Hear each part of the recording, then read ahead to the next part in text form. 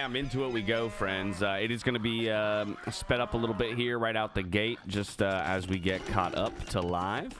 But then things will slow back down. We're not too far behind. I think it's already slowing back down. Perfect. All right, we're caught to live 4 minutes in. Let's take a look at the positions on the map here. Turn off the music for myself. All right, as we get into it. Okay, so first let's take a look at Dave's team. Pretty spread out across the map here. As you can see, we'll kick things off with, who's this? Hide a Wolf over here on the right-hand side, the eastern side. In the light blue, playing as the Lithuanians. Then, of course, we've got Woodhouse over here. His teammate playing in the south, very close by to Aleko, playing as the Bohemians. Our boy Dave over here, sporting the woo, in the blue, if you will. Far left-hand side, far west, so very spread out as a team. Dave in relative safety. Taking a look at their opponents, though. Right here, sporting the yellow, we got Merkby.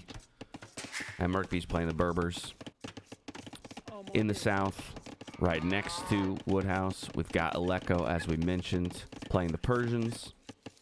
And then Never Began, great name, loving the name, playing the Vikings in the red. So we kind of have each pairing is like set up in a 1v1, right? We got these two over here in the east, staring off against each other. We have the two in the south, staring off against each other, very close. I think there's going to be a lot of fireworks down here in the south. And then a little bit more distance between Dave and Merkby. But even still, they are quite close as well. And no teammates next to each other. My concern here, if I was in Woodhouse's position, with the knowledge of people on both sides of me, is that I'm going to get pinched really hard. And the question is, what are the food counts looking like? This is not. There we go. Where's the most important for us? Here we go. That's what we need, the resource panel. I was going to say, take a look at food counts. Nomad is all about how quickly you can get up to the next age. Possible fast castle. Woodhouse going for some big house walling over here. Going to secure the berries for himself. Taking a look at fishing ship counts as well. Everybody's doing pretty well. Small villager lead here for Aleko. And for Dave, how's Dave's food count looking? Did everybody get the big question is boars, right? How many boars do you get? Nope, Dave's found one here. That's big. Gonna bring that in. Just working on a cow for the time being. Extra boar in here for yellow. Hide a Wolf's working on one. We've got Never Began working on one as well. Okay, so now we got Aleko bringing another one. Already has one under the sea. This is my concern here. I have a feeling Woodhouse is really going to struggle to get up to feudal age. Like, could maybe go for this far boar. But otherwise, unless there's a massive fish boom behind this, which there's potential for, I think he's going to struggle to get up to the next stage here. Could be proven wrong, though. All right, Dave just about to click up, by the way. So we've got one player already on the way to the feudal age, and it is Dave. Dave, then, the question is, you going to drop a second dock and go for some form of water control? That's what it's looking like here with this fisherman walking over. Some really water control would be big. Playing with the woo. See, this is the other thing. We're gonna have to get we have to get back into our AoE 2 knowledge, y'all. Like, with all these civs now, I don't have everybody's civ bonuses. Can you explain the goal of the game? A lot is happening on my screen. Yes, absolutely. So we're playing what I would consider to be a very standard RTS, right? So in an RTS, as an individual, so we'll just focus on Aleko here. As an individual, you know, start into the game with a main building, that's your town center. You're building up an economy and a military, and you're battling against your opponents to see, you know, who will ultimately win militarily. So each of these little guys here, these are villagers, and they are the basis of your economy. Your town center is what creates them. So you can see here in the bottom left-hand corner, Right now, he's currently researching the next age, right, to unlock more things. But behind that is a villager. So you're going to pump out as many villagers as you can to ultimately bring in the 4 resources in this game. The 4 resources in this game are wood, stone, gold, and food. Food can come in many different forms. It can come in the form of animals, like the cows and the deer and things like that, the boars that he's bringing in over here, the berries, the rabbits, as well as fishing on the water, right? But you have those 4 basic resources to work with, and from there, you're building out a military. This is a very rock, paper, scissors-y game, and you can think of it in very much, you know, kind of medieval terms. It's knights, it's archers, it's, spearmen and longswordsmen, and that era of battle primarily. Each civilization has its own little unique elements, but from there, standard RTS. So there you have it. We are in a 3v3 tournament here, and that's why there's a lot going on your screen. And we are playing Nomad. The one big difference for Nomad is that, in contrast to a normal game of Age of Empires where you start with your TC, your town center, pre-positioned in a specific place, you start without a town center and you choose where to put it, which is why you end up with interesting kind of matchups like this. And if I zoom all the way out, right, so we have over here 2 opponents, right? These guys are on opposite teams facing each other, but they just randomly put their TCs near each other. We have 2 guys from opposite teams facing each other and 2 guys from opposite teams kind of facing each other. But then look at this whole side of the map. There's nothing. No one ended up putting a TC up here. So this is just totally open space. We'll see who can make use of that or if it even comes into play later on. But Nomad creates really kind of crazy and wacky circumstances like that. All right, so Woodhouse did manage to get up to the feudal age, but you can kind of tell even just by score is really hurting. I'm impressed that the castle age click came in though, right? And that's why we see the score so low, but it does mean he's basically working on like a shoestring budget. But if he manages to get a castle up with the Bohemians, all of a sudden feeling like he's in a much more comfortable position. I'm almost surprised that there isn't more effort being made to kind of punish. We do have Aleko with Scout onto the field and more in the queue, so this is where you could start to see, you know, life being made difficult here for Woodhouse. Already walling up around the gold. Love to see that, though. Want to try and find a place with good resources, but also not too close to people. Yes, the most important element, though, is the speed at which you get your town center up. So you actually don't want to be very picky. You would think that finding, like, the best spot would be ideal, and it is a +1, but the faster you get your town center built, the faster you can start creating villagers, right? And the more villagers I have, the more resources I can bring in. So it kind of like snowballs, right? So if you take a minute to put your town center down, but I choose right away, even if I choose a much worse spot, I'm going to have like 2 more villagers than you by the time you create your town center. And so speed matters the most. The only thing that you need to make sure is that it's next to wood, because wood is the foundational resource of everything in Age of Empires. All resources are necessary and helpful, but wood, you can't make buildings without wood, right? So even if you wanted to make military and have the resources to make military, if you can't make the building that creates those units, then you go nowhere. So that's why wood is the most important resource in Age of Empires, but wood can also be turned into food through farming and things like that. And so the only stipulation in Nomad is that your TC goes down next to what we call a wood line, meaning just a section of wood.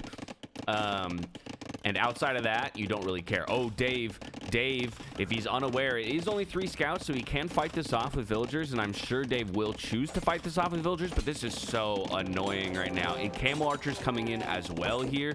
Huge pressure from Merkby in this moment. Dave hasn't realized, it looks like.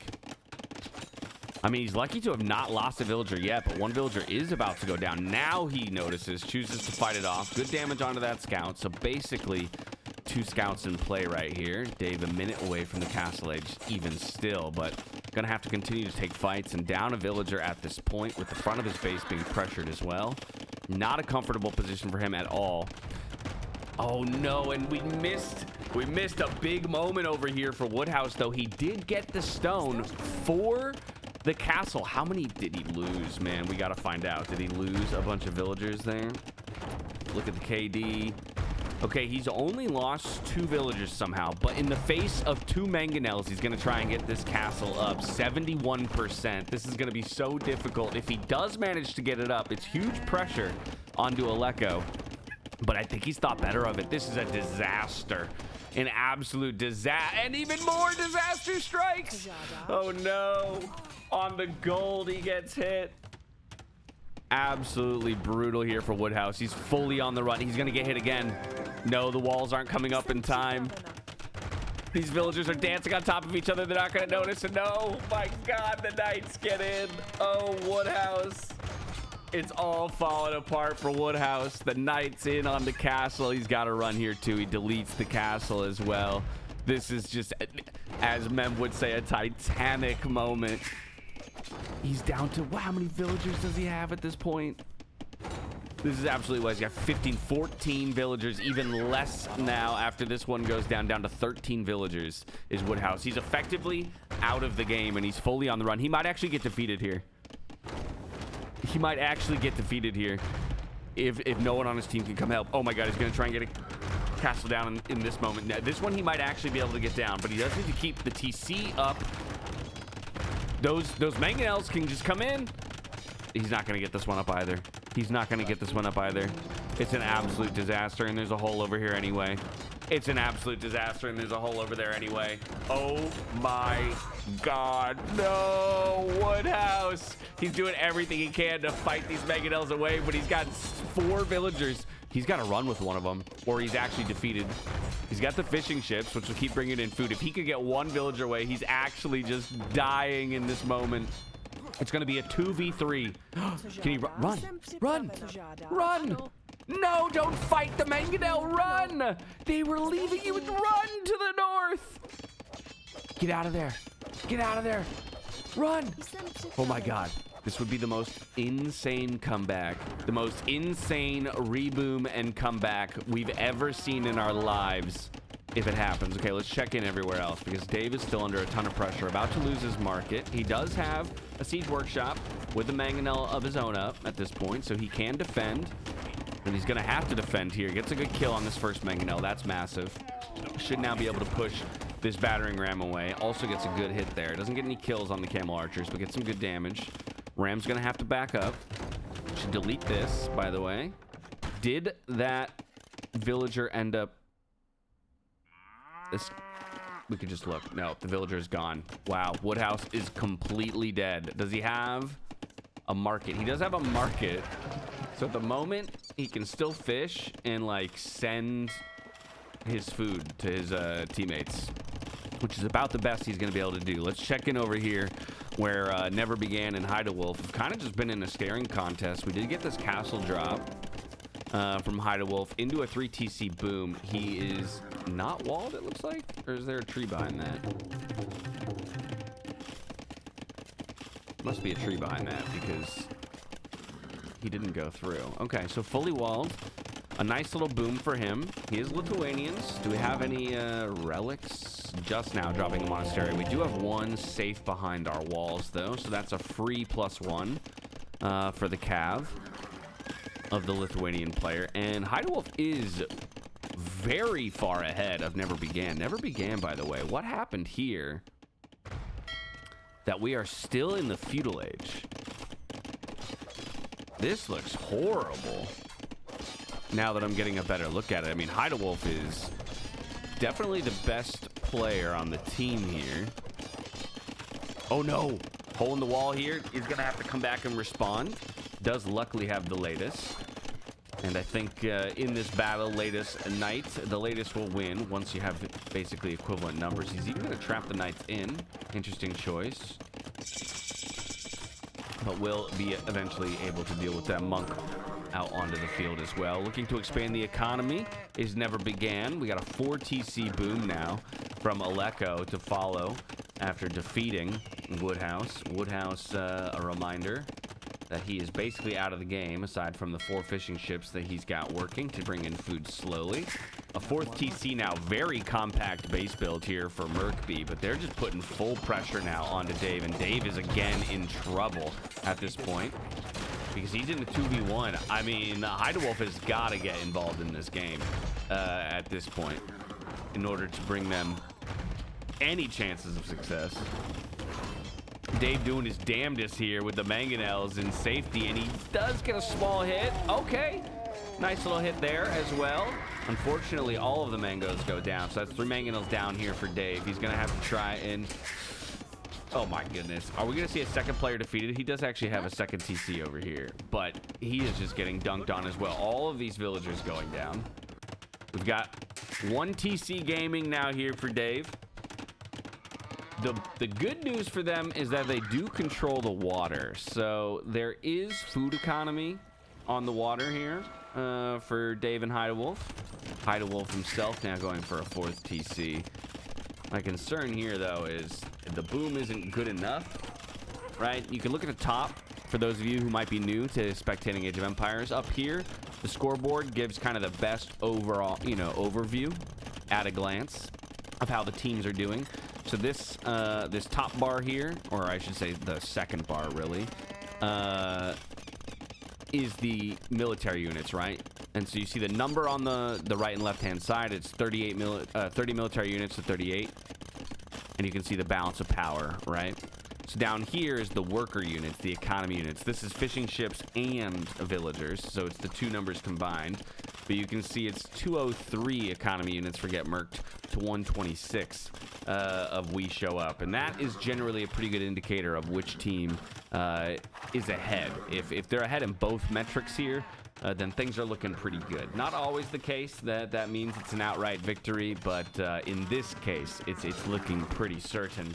Over here on the bottom right-hand side as well is the individual scores, and then the team score is on the far right. So that's another decent indicator when you start to see scores that are kind of this disparate. An indicator that one team is relatively far ahead. Okay, Dave once again on the run, now getting castle dropped. And this is kind of the problem here, is Dave is going to be permanently relocating his economy. It'd be one thing if you had it was a 2v3 with 2 players having stable economies. Looking for the comeback, but it's really only Hydewolf that has any shot, and even then compare to Aleko's position, and that advantage is pretty much canceled out. 107 villagers up here to the 92 of Hydewolf. I mean, Aleko is just cruising right now for the team, and Dave is now desperate for some stone, throwing more town centers up just to try and get the vill count up. What we see here as well, an absolute ton of knights getting ready to, and this might just be the perfect timing to end the game here. He is on the way to the Imperial Age, so might think better of it and just decide, hey, let's wait for Imperial Age upgrades. But we'll see, as we have armies now clashing here in the center of the map. Hydewolf just going to retreat to the safety of the castle, trying to bring home another relic, which is big. Let's not forget, it is the Lithuanians, but now in a 2v1, no help to be found here. The castle might even get denied at 85% right now. Just a couple villagers left. The knights take the hill, total command. The latest are trying to chase away the camel archers, but the castle's denied for now. More villagers are going to have to come out to try and get that up, and that almost feels necessary if WeShowUp is going to have any chance of success in this game. Imperial Age 1 minute away here for Aleko, but doesn't need it. I would expect to see the GG called any moment now. There's no military on the field here for WeShowUp. The monks were on the way out to try and support. Now they don't have it. Gonna look for some small conversions. Honestly, could just dive onto those monks, and probably should. The camel archers will deal with them in short order. Dave once again doing his, he's just now getting fletching for his town centers, constantly having to garrison. Does get a couple snipes on the reinforcements, which is nice, but now the wall's being threatened here for Hydewolf. Hydewolf spamming up another castle desperately. Does have Vodkin arrows, so will deal decent damage to these, but doesn't have ballistics, which is a big problem. So in go the knights to make a mess of the economy. GG is called. That's gonna be a win for GetMurked there, 1-0 in the overall scoreline. I mean, just an absolute show of dominance, to be honest. Off we go. Another Nomad game here. This time a 4v4 between WeShowUp and GetMurked. Taking a look at TC placements, you can see already some X's going down. Once again, we'll kick things off with Dave's team, with WeShowUp. Going from left to right. We've got Superhero coming in, so we actually had a substitution, it looks like. Woodhouse is out. Superhero is in.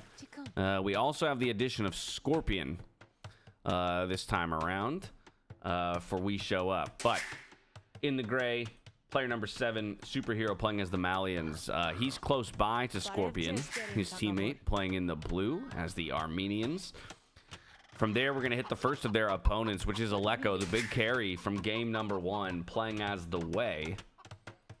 Continuing to move from left to right. We have another one of Aleko's teammates here in Never Began. Returning from game number 1, playing as the Burmese, the furthest in the south. Then back over to WeShowUp. That's my guy right there. Marauder, dead center of the map, in the green. Playing as the Shoe. All right, let's see what he can do. Playing as the Shoe. He is fully surrounded, by the way, by opponents as we arrive over at Merkby. Playing in the yellow. Merkby is playing as the Saracens. So I sense some danger here for Dave in the near future, but we'll continue right along to find the last of GetMurked here. Cybot, rather. I wanted to say sailboat. But that's adding a whole bunch of letters to the name. Cybot in the red, playing as the Byzantines. And then finally, we got Heidewolf once again, playing in the light blue as the Bengalis up here in the north. So zooming out, taking a look at the map in its entirety. This is a really interesting generation, by the way, with this random lake here. We do see docks going down. But as I mentioned, I think this is going to be a big focus here in this game. Dave actually getting a boar from close by to Aleko. That's a massive, massive get. Let me, by the way, realize we still had music playing in the midst of all of this. Oh. We got a game pause. Kind of good timing then, I guess. Did Dave lose a villager? No, it's right there behind the wood line. Okay. So game pause, but it gives us an opportunity to kind of talk about what we expect to see here. I mean, as long as they become aware of Dave's presence here, I'm worried that what happens to him is kind of what happened to Woodhouse last game, right? Where he gets pinched from all sides. Yellow hits him from here. Orange hits him from here. Purple hits him from here. His only escape, really, is to go up and out. Now, the good news for Dave, though, is that Scorpion is very close by to Aleko. So that could draw the attention of Aleko based on up timings. Here we go. We're right back into it. Needed a moment, it looks like. Gamer stutter step will catch back up. Boar successfully brought in here for Dave. What are we doing over here? Where are you going? Never Began? Is he unaware of Dave? All right. Realizes in that moment that maybe that's not the way to go. Just getting some scouting done. Over on the left-hand side, checking back in with Superhero. He's got one boar under his TC. Has another one that he can grab right here. Another couple even. So should have no issues over there. Claiming some lag from Superhero, though. That could be brutal in a 4v4 game. So we'll see. Loom already grabbed over here for yellow. Could just be because we're lacking food at the moment. With 8 villages, we're not going up to the feudal age. Loom now coming in as well for Dave. With the boar under the TC, you'd prefer to see Loom delayed, right?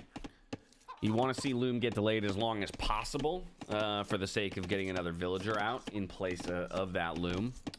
But sometimes you just have to, and you'd rather have your TC producing something as opposed to idling. We had an X over here probably around this board just to let Aleko know maybe he can go grab that.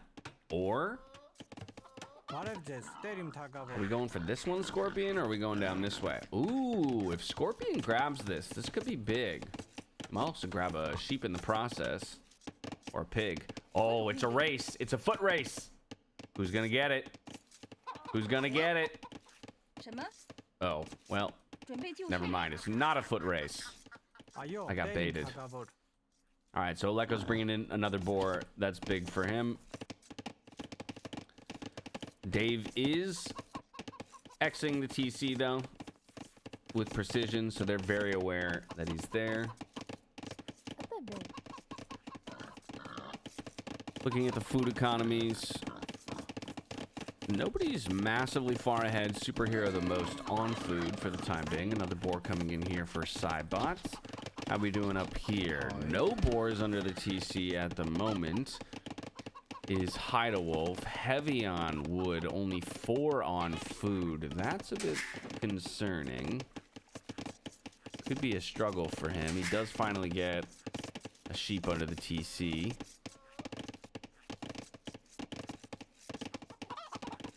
How long does a game usually last is a good question. They could last 10 minutes. They could last 3 hours. So it is very variable. I would say like the average game is, you know, 20 to 40, somewhere in that range. And team games are also very different. In some ways, they're actually even more extreme. Because there are like a lot of ways you can extend a game in a team game, but also you can kind of see what we saw happen in the last game, where like somebody can just get killed outright, like very quickly, because they get ganged up on.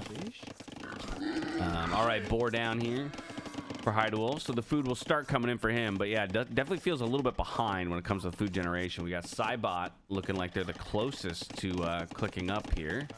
With still another boar in play and another one to grab, so a lot of food available here for Cybot. Could have a really solid start. Another boar coming in for Merkby as well. Still waiting for the first click ups, but would expect to see them pretty soon here. We start to see people approaching that 500 number when it comes to the food economies, and the first click up is going to be Merkby. Where's Merkby's dock position? We're playing as the Saracens, so definitely can go for water control, but kind of uniquely positioned away from everybody. I mean, closest to Dave, so could get some damage done here. Dave, once again.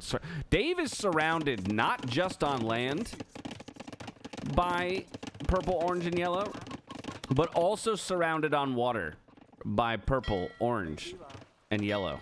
That's wild. That's wild.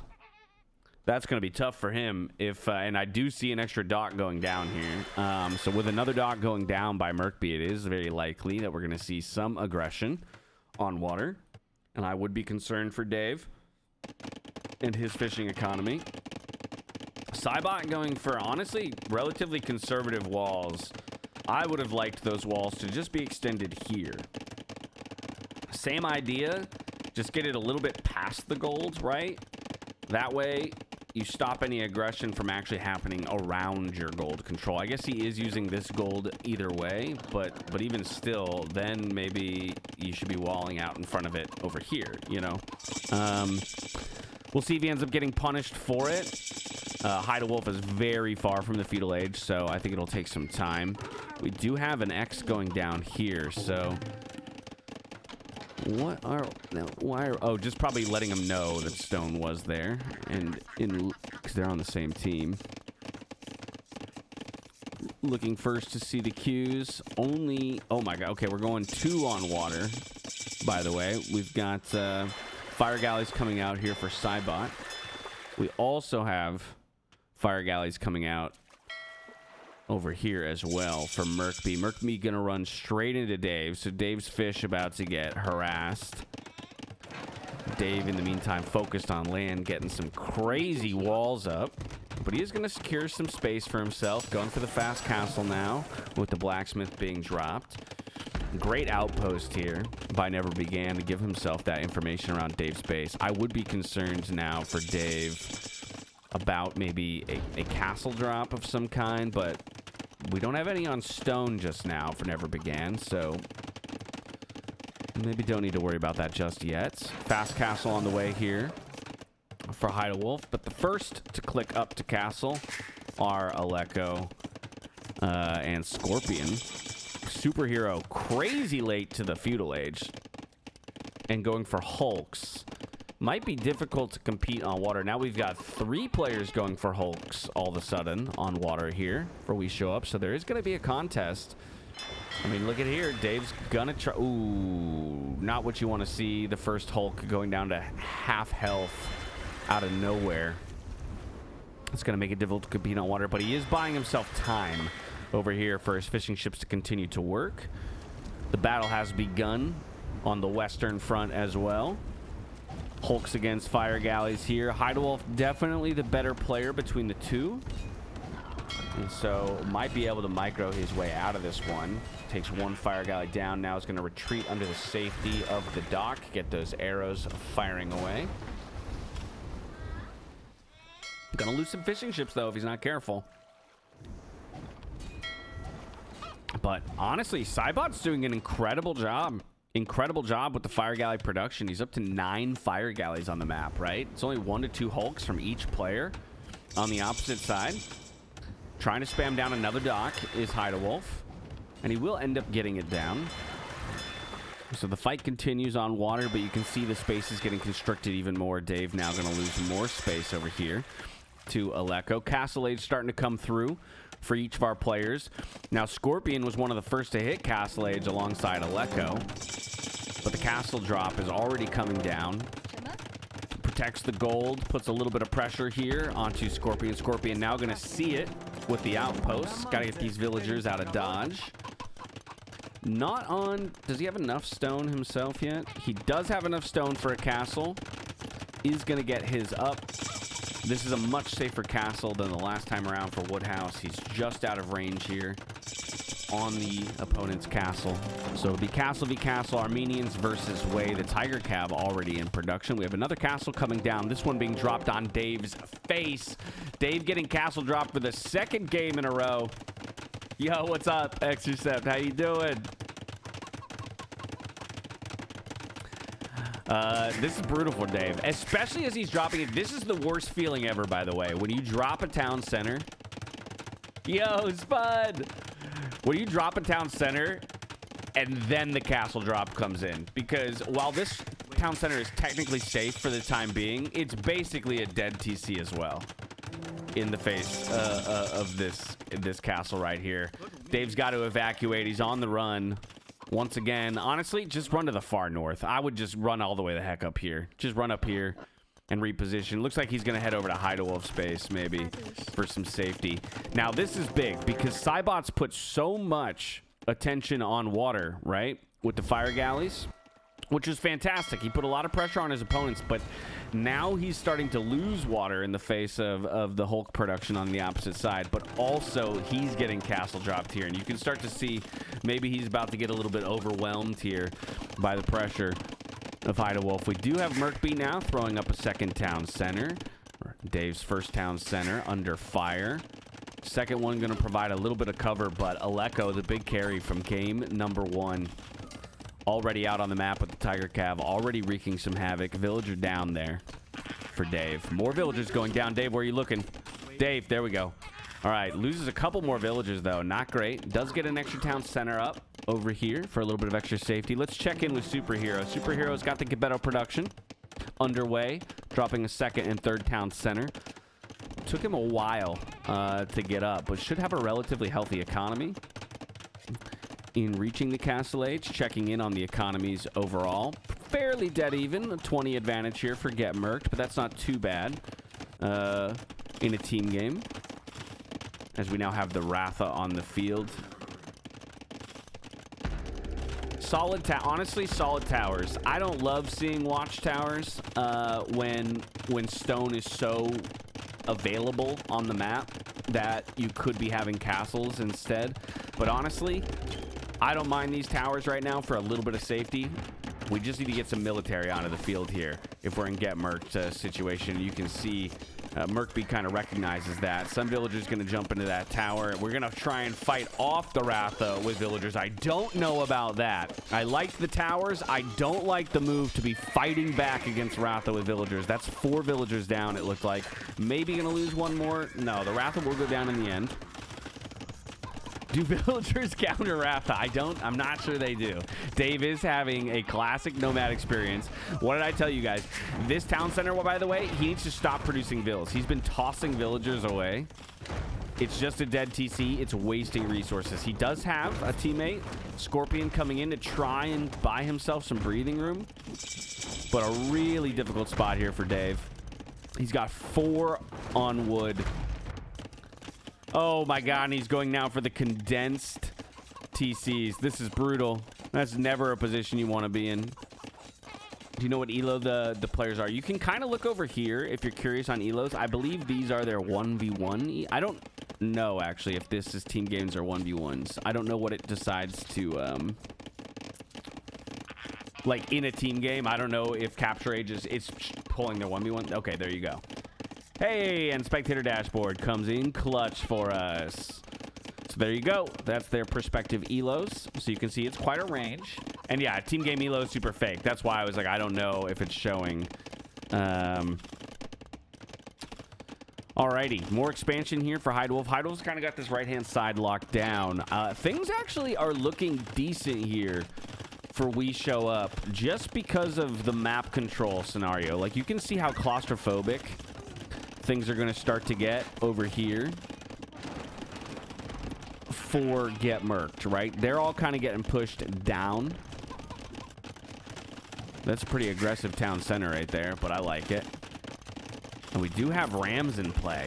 So maybe a Castle Age push, but ill-advised as we already have Mango on the field here for Aleko. Aleko has just been playing phenomenally today.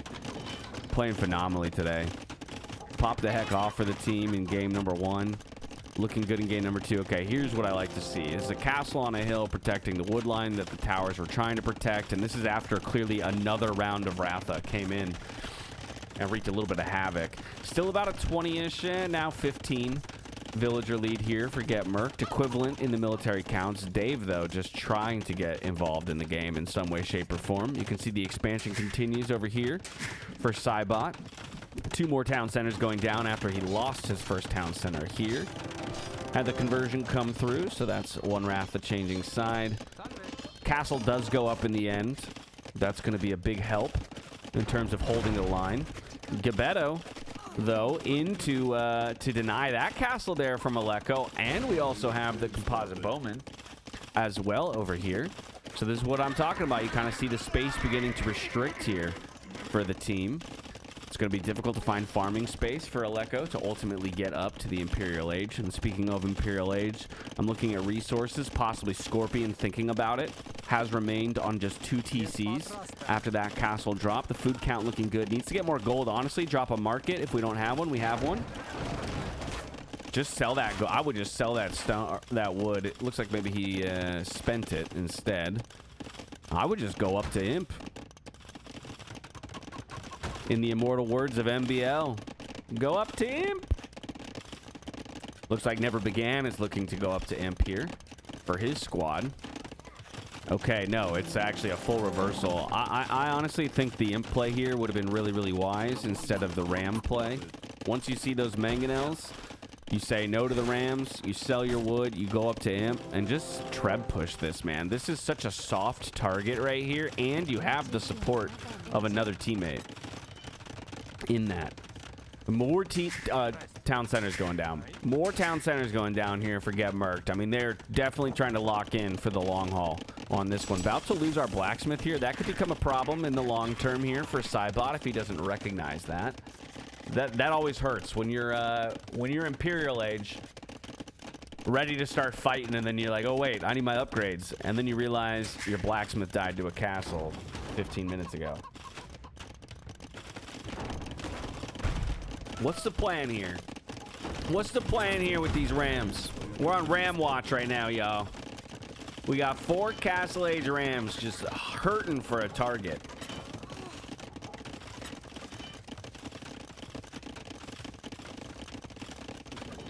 We're just hanging out. We're just having a Ram party right now. Okay, my heavy market usage, by the way, over there from Hydewolf.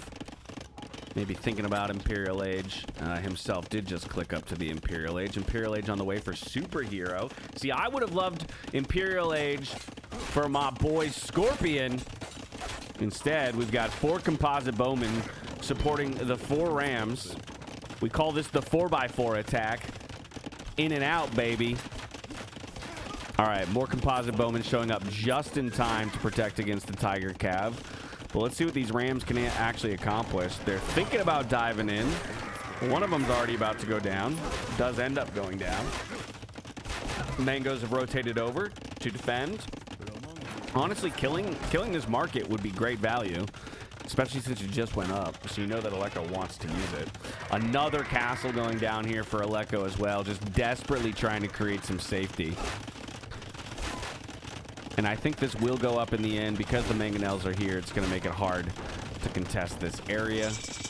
Imperial Age is in for Never Began. Now, he's tucked away in the back here. Did get harassed by the Gebetto, and he's playing as the Burmese. They're not the highest power pick. Yeah, I know. The fact that Dave has Vills there on berries is actually incredible. He's looking for food anywhere he can get it. And Dave finally getting a castle up. Look at this is the plot of land he's been given to work with. It's got 1 gold pile, 1 stone pile, and a castle. But he's getting his university up. He's getting his barracks up. He's looking to be in the fight sometime soon. This would be a great denial. They do recognize that the castle is there. Can we get any units out onto the field to deny this in time? Doesn't look like it because the Mangonel and the Tiger Cav are there to protect. It's going to be difficult for these composite bowmen to do any work. We really need Scorpion to click up. Scorpion, you have the resources to click up. You have the castle. Just hit the button. Hit the button. Click the button. Click it. Scorpion! We need you to go to Imperial Age. Oh, no. Oh, what is this aggressive castle placement, though? Hide-a-Wolf on the right-hand side. A sneaky uppercut. Was looking to jab him right in the face. This would be a big castle if he can get it down. But the Mamelukes are already there defending, and he doesn't have enough Ratha in the end. And I don't even know if this castle is going to go up. You're dragging him right back to this castle. Okay, goes for the delete, and now goes for the most conservative castle placement ever. Behind the TC and the stone. Back over here, Dave getting all the military production buildings up. He is on the way to the Imperial Age. Scorpion still... Scorpion! What is happening? You have 2K food! Click the button! I know you're getting harassed. Just click the button! Oh my god, disaster. And look, he's getting trapped. After all of this, he's the one getting trapped. He could have been the first player in this game to click up to the Imperial Age. But unfortunately, in the heat of the moment, he's just not thinking about it. He's a little bit in panic mode. He's getting targeted. And now it's looking disastrous. Finally, the click comes through, and he does put it in a safe TC in the back. Now, Superhero, what have you got for us? All right, Superhero, you've been booming this entire game. You got a whole bunch of Gebetto out there. You got a bunch of TCs working for you as well. We do need our farm count to get up. Still only 32 on food here. We're looking for more food. Like, this is a lot better. The 55 here for Merkby. Castle about to get rammed down. Dave says, nah-uh. Brings his villagers out onto the field. He's got those White Feather Guard as well to take them down. So that's a pretty decent amount of resources there that get consumed. Cybot in a lot of trouble, I think, when it comes to clicking up to Imperial Age. You can take a look at those resources there. He's mostly worried about getting castles up, but this puts Dave in a pretty good position, I think, to push back and up the gut. More castles coming down here from Cybot, though. Just trying to be a defensive menace. Castle coming up over here on the left-hand side by Never Began as the Treb pushing continues. And you can see villagers now on the run here for Superhero. Composite Bowman rotating over. I mean, he's been able to keep the mass of Composite Bowman at a decent number, has Scorpion. So really, again, we just got to get to the Imperial Age. We got to get those upgrades. And we got to start pushing back. We need Trebs on the field. We need Siege.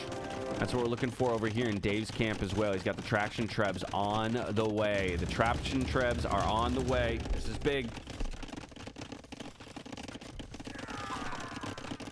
More villagers going down to the castle. Honestly, more space being lost. You know how I was talking earlier about how I thought GetMurked was going to be the team struggling for space, and they're doing a really good job of kind of expanding and pushing out. Now, there is still room for WeShowUp to fall back, right? And so they have a lot of room to work with, and like I said, there is a lot of congestion here. in the base, but they've honestly done a really good job of buying themselves some breathing room. But the elephant archers are on the field looking for elite elephant archer to come in eventually. I mean, Bengali's just a powerhouse of a civ here, and you can now see Merkby might not have it in him to go up against what Wolf has in play. Cybot's not going to be much help either. Most of the military here for Merkby is actually on water, right? Like, Merkby's strong and all, but he doesn't have the land military to deal with this, and he's getting fast pushed here. 3 trebuchets now rolling through. He's had to evacuate the entire economy all of a sudden. It's looking bad. A TC being dropped, the flanking TC over here for Aleko. As we take a look at the rest of the map here, we do have Cav and Composite Bowman now working together. We just need some siege so that we can actually start pushing back and gain some ground. But a bit of a stalemate on that side of the map. So really the focus is over here in the north and the east. Dave up against Cybot right now, dealing with the capped rams. He'll be able to deal with those, even though it is primarily crossbowmen that he has in play. And you can see here, though, Wolf now just full permission to go forward. It is Elite Elephant Archer on the field. 3 more Trebs now rolling forward. You see the castle line is going down. More villagers on the run. I think things are looking pretty good for WeShowUp for the time being. Score switch. Score switch. That's a big call out right there. Now a mass. What, are we deleting those, or are those just actually just melting to something? That felt like the Onager just did work in that moment, dude. Huge Onager shots by Merkby. Now we have Elite Skirmisher coming in alongside Bracer. I mean, I guess you just make what you can. We just got to get units onto the field here. That's where you're looking at this military count up top. It's a 40 military advantage now here for WeShowUp. The traction trebs are starting to mass as well. Dave's got crossbow, traction treb. Now 5 traction trebs to his name. He's going to start putting a lot of pressure on this forward position here. All of the production buildings here from Cybot now under threat. Dave gets a little close in that moment. Gets a little close. Almost loses some traction trebs to the castle. The synchronicity in those shots, though. Castle's about to go down. The Cavalier now coming forward. Going to make quick work of those Elite Skirmishers and the Trebs on this side. Things are looking bad for Cybot. More flanking TCs are going up, though. I'm not sure anybody's aware of the flanking TCs. Dave looking to continue to expand as best he can. Another forward castle coming down. I mean, honestly, Never Began is still finding a way to push here on the left-hand side. We're just kind of trading positions on the map now. The Mameluke numbers just aren't there. Honestly, I don't even know how. I would assume Mamelukes in big enough numbers do beat Elephant Archers, as they beat most things, if you can close the distance and have big numbers, but you do not have the numbers you need right now. They are basically two-hitting these elephants in just a group of 10, so Mamelukes are just crazy strong. You just don't have necessarily the mass you need right now. The elephants continue to roll forward. The Trebs continue to find new targets. These Onagers, though, they might find some big hits if they're not being tracked here. All 3 Trebs could go down. All 3 Trebs could go down right here. That's 1 hit. Oh, it looks like the reposition is seen, though. Are we going to save any of these? 2 Trebs go down. Can we get the 3rd one? We do not. Only 2 of the Trebs will go down in the end. One still firing away. Another one rolls up in reinforcements. How are we looking over here? A second, yet another flanking TC. The position is getting stronger here for Never Began. Oh, this is looking so close. What a game, y'all. What a game we have. Dave's making a little bit of progress with those Trebs. So Dave pushing up the gut. Aleko trying to hold strong with just the Tiger Cap to his name. We have this big push on the left-hand side with the Elite Arambai and the Trebs here. Basically a 1v2 in this moment. It's got to keep those Trebs protected, though. That's a lot of Cavalier that could come run in and clean that up. Forward castle position now being dropped on the right-hand side here for Wolf. That's big. Locking down a ton more space for his team. Can just grab all those farms as well, possibly. Huge Elephant Archer mass. I think this is the winning moment here for WeShowUp. It's really just the winning player here. If Wolf can keep this mass rolling and unstoppable, it's looking to be over. We do have the Arbalest tech finally coming in here for Dave as well to support those traction trebs. Going for a cheeky cut through the wood line, or maybe just a misclick. I mean, it's a base trade though. Like, do we have a solution for the Arambai right now? Not over here. But we also don't have a solution for the Elephant Archers, which are pushing faster. Ultimately, I think that's what it's going to come down to. Is Hydewolf is just pushing so much faster than Never Began is. And Dave is becoming more and more a threat. These Cavalier are supporting well. The army composition just feels superior at this point for WeShowUp. Looks like we're going to be tying this series up 1-1, y'all. Such a pretty mass. The elite elephants are so pretty, man. Look at them. Look at them. It's got to be one of my favorite units in the whole game. Cavalier now diving in under TCs. More defensive castles being dropped. Wood lines are getting choked out. Still enough to work with. Honestly, farming space is going to become more of a relevant factor for GetMurked. We are buying some space with our expansion over here on the left-hand side. And don't forget those flanking TCs. They could always come to get you. Superhero is honestly, he's starting to run out of resources himself. This push continues to be strong. We've got 5 trebuchets. Now going to start targeting some castles. We just need a little bit of raiding, honestly. GetMurked needs some kind of a raiding unit. And as I say that, I'm taking a look at some raiding happening in the back with these Tiger Cav. If we could just get like one stable up in the back and just flood some light cav through the back, that would be huge for GetMurked. We have a castle going down here now for Scorpion. You would think with 2 players, Cav plus Composite Bowman, maybe this is the moment we can pounce, and they're going to go for it. 1 trebuchet down. We're looking to trade out a few more trebuchets for the life of these Cavalier. Not all trebuchets going down in the end, but this looks like we may have done just enough to stop the bleeding here. The Arambai coming forward, looking for the trades. All but 1 trebuchet have now hit the dirt. And on the right-hand side, take a look at that. Hydewolf continues his push. He's just dropping ever more aggressive castles. Now, we do have a lot of elite skirmishers on the field with that archer armor upgrade coming in, but they're still melting to these elephant archers. And the HP value on the, 300 HP to 35 on the other side. Barely any gold here for Merc to work with. The Tiger Cav coming in, looking for one big last stand, but the Arbalists are grouped up nicely.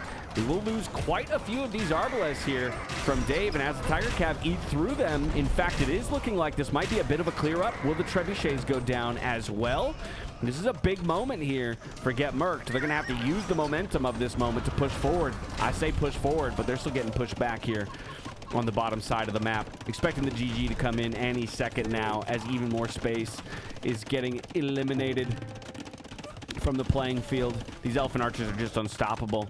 And it was a nice dream up here in the north, but without any trebuchets to keep pushing forward, there will be no more progress made. Now we're swapping off of gold units as well. Elite skirmishers here now on the field for Never Began. That's just not going to be a recipe for success. Big play out of Hydewolf. Big play out of Hydewolf, honestly. And good recovery from what looked like maybe could be a disastrous situation up here in the north when Scorpion didn't get the Imperial Age clicks and was starting to lose TCs. Yeah, Burmese skirmishers, by the way. Oof, looking at that armor. 4+1, ouch. Ouch. Just atrocious stats. And the elephants are now camping the resources. There you have it, folks. That's got to be it. That's got to be it. We got to hang it up. We got to go to the 3rd game here, GetMurked. This big string of light blue through the opposing base.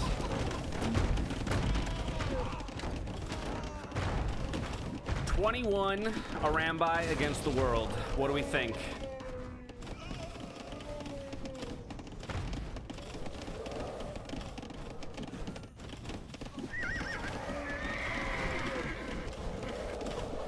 Make that 18. I mean, they're doing their damnedest. Here are these Burmese elite skirmishers we were talking about, trying to do work over here. What on earth? I mean, Aleko's gonna get this castle up first, I think. Just barely. This might be a castle denied. I think that castle's going to get denied. Alrighty, securing the stone here, and the gold is Aleko. Those flanking TCs, you never expect it. You never expect the flanking TCs. What about over here? We have a guard tower. Guard tower of all things. We have that sneaky blacksmith as well. I don't think Aleko has even recognized that this is happening over here. Because honestly, a couple of stables, and you just like send a few light cav into the back here, could have wreaked havoc earlier in this game. But you can see Dave now with the halberdiers. Elite Tiger Cav are not going to be enough. They're a strong unit, but them and them alone is not going to be enough to end this one. We've got light cav raids now coming in here from Haida Wolf. Just feeling good about his position. The onagers aren't going to be enough. We do have 6 onagers on the field. Wow, that's an expensive loss that we're about to see. 3 light cav, by the way. 3 light cav. Killing all these onagers. Maybe only 2 of them. Maybe only 2 of them. Nope, all 3 of them. Tiger Cav now looking to clean up. More light cav coming in, running into the elite skirmishers. Look at this castle, dude. Oh my god, they just want to castle him. Just drop a castle on his face.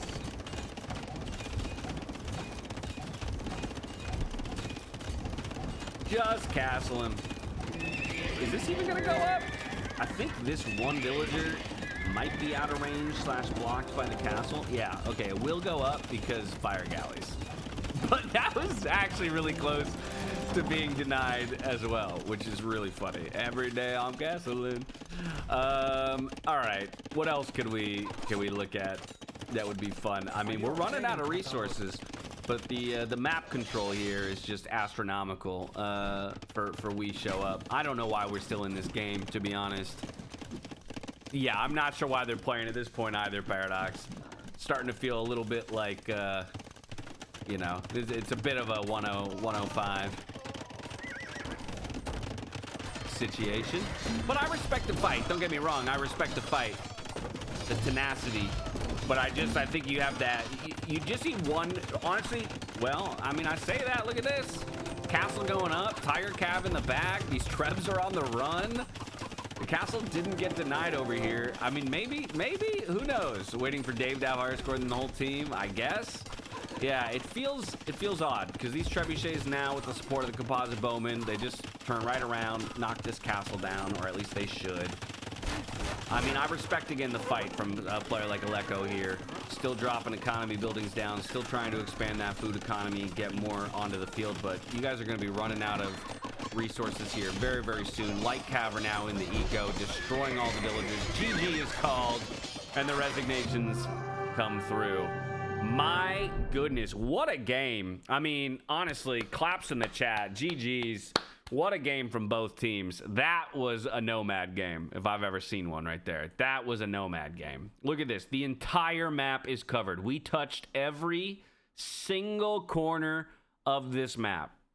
That is what a Nomad game should look like right there. That's beautiful. That's beautiful. Congrats to WeShowUp, though, tying it up 1-1 in the scoreline. An hour-long game. Well, Dave's a fan of corners. I wonder what he thinks about this corner TC placement by Aleko. Oh, my goodness. That is a cozy spot. We got stone. We got gold. We got animals. We got a massive-ass wood line. And actually, what the heck? We just dropped 2 houses over here. Drop a gate over here. And this is actually... We're playing arena. You're right. Oh, actually, nope. You're right. GG. 2 tiles. Should have placed it right here for 3 tiles. Yeah, that's tragedy. It's a B tier corner. I'm a connoisseur of Dave's Card. Scuff TC. Scuff tournament. Scuff TC. Do we have any rees? All right, game number 3, y'all. WeShowUp, GetMurked. Grand final of Nomad Cup 2 in a best of 5. Let's take a look at it. I guess we'll start in the south because that's where we were to begin with anyway. And this is Aleko. Playing in the purple. as the Turks. Has got himself a nice corner property, lots of resources available to him. So would expect to see a massive boom here. Turks is an interesting civ, though, to be in that situation with, because you don't have a ton of powerhouse like cav units necessarily. Maybe it's just Hussar Flood with Janissaries or something like that off of a boom. We will have to see. To the north of him, quite some ways away, is going to be Woodhouse. Woodhouse back in after having an absolutely disastrous first game. You're right, Turkcea. We'll come back. We'll come back to that. But Woodhouse had an absolutely disastrous first game. Got essentially defeated. Only avoided defeat by virtue of having some fishing ships still on the field. Looking for some redemption here, playing as the Burgundians. We'll continue hopping north before heading over to the western side of the map. And we see Merkby playing in the yellow as the Khmer. Now, this is a civ that I think can benefit from having a lot of territory and a lot of space to work with, like we see Merkby having right now. Great scouting, by the way, with all the cows. Going to be very aware of the fact that he has space to work with. I'm expecting a big boom here. Knights, Hussars, Elephants in the late game. Moving over to the western side, we will find Scorpion. This is the tournament organizer right here. Had a mixed game in game number 2, but did come away with the victory. Playing as the Ethiopians right here. Archer-based civilization. We'll slide all the way over to the western side where we find Hydewolf once again. Also kind of tucked away, looking for a lot of space. Usually the boom and carry player on this team. So might have found exactly the amount of space that he wants to be able to do the same thing once again. He's being protected by Dave on one of his flanks here. Dave, otherwise known as Marauder, playing as the Jurchens. Hydewolf, by the way, playing as the Cumans. I didn't mention that. So we might see a fast feudal into a second TC and that feudal boom. Cumans being the only civilization that can do that. Marauder, Dave playing as the Jurchens, already going for Loom at 10 villagers. Just means he didn't have enough food to keep that TC rolling. He's got close proximity to Never Began. Never Began in the orange playing as the Tatars. He's right next to his opponent, or his teammate, rather, Cybot, in the red playing as the Georgians. So this is an interesting setup because you kind of have two players with full permission to boom here for GetMurked, at least in terms of their position on the map. Playing as Khmer and the Turks. Love it as the Khmer. Just drop a whole bunch of farms, go 3 TC. Hey, guys, I'll see you at 30 minutes with a flood of cav or something like that. Aleko is an interesting one because, as Spud brought up, you do have Turkcea, which are incredible cav archers later down the line.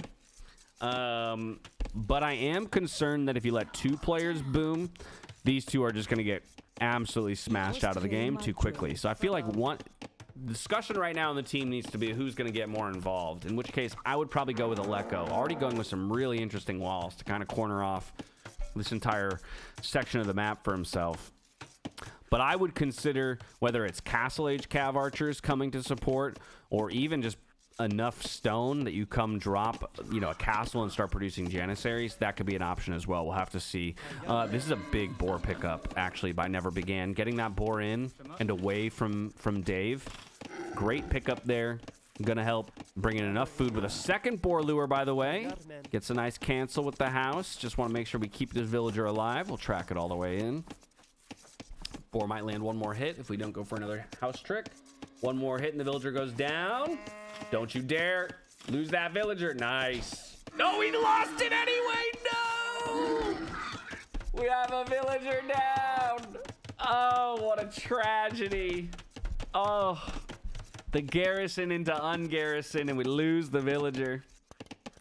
All right, that's the first villager death. 69 to 69 in the vill counts. Nice from each team. First player up to the feudal age is Hydewolf as the Cumans. Kind of what we expected to see. Gonna expect to see a second TC being dropped. Honestly, I would just place it here on this wood line. Maybe he goes for one of his other resources back here on the gold. Could be a possibility, but I'm expecting to see it kind of right here on this wood line. Grab a bit more space. And off to the races we go as the Cuman player. Nobody else having clicked up just yet. But you can see Aleko's loving his position on the south side of the map. Already dropping extra mills out here, going for that hunt, all that free food. Has another boar to work with. Up at the top here, same situation, maybe a lack of boars for Merkby, so going primarily off of the cows and the hunt out here. Very forward position here by Never Began. Dave might once again find himself getting early castle dropped. I would not be surprised if we see that happen. I would not be surprised. This is a very scary position here from Dave. He's going to go back for this gold, which is very nice to see, and he is on the way up to the feudal age. Just a couple seconds ahead of his direct opponent in Never Began. How are we doing over here, Cybot? Cybot hasn't clicked up just yet, only 8 on food. There's the Georgians right now. Still not enough to click up. But going for a barracks? I don't know about this. I do not know about this. We did get the click eventually. Why did we put the barracks up that early, though, if we're then not going to make... I'm not going to overthink it too much. I'm not going to overthink it too much. He's playing as the Georgians, so he's most likely going scouts, right? It's just that then the barracks was up very, very early. I shouldn't usually be putting that up in the Dark Age. Dave now going just for... I appreciate this. They are conservative walls. Both players have an outpost, so they're perfectly aware of what their opponents are trying to do. No one's going to get surprised. Okay, went for the TC on the other side of this wood line. Don't mind that. Close to this gold as well. But you can see already with 3 in the queue, this number is going to start climbing. A little bit behind the highest villager counts in the game, but won't be surprised when that number starts eclipsing the rest in short order. Another barracks being placed early here.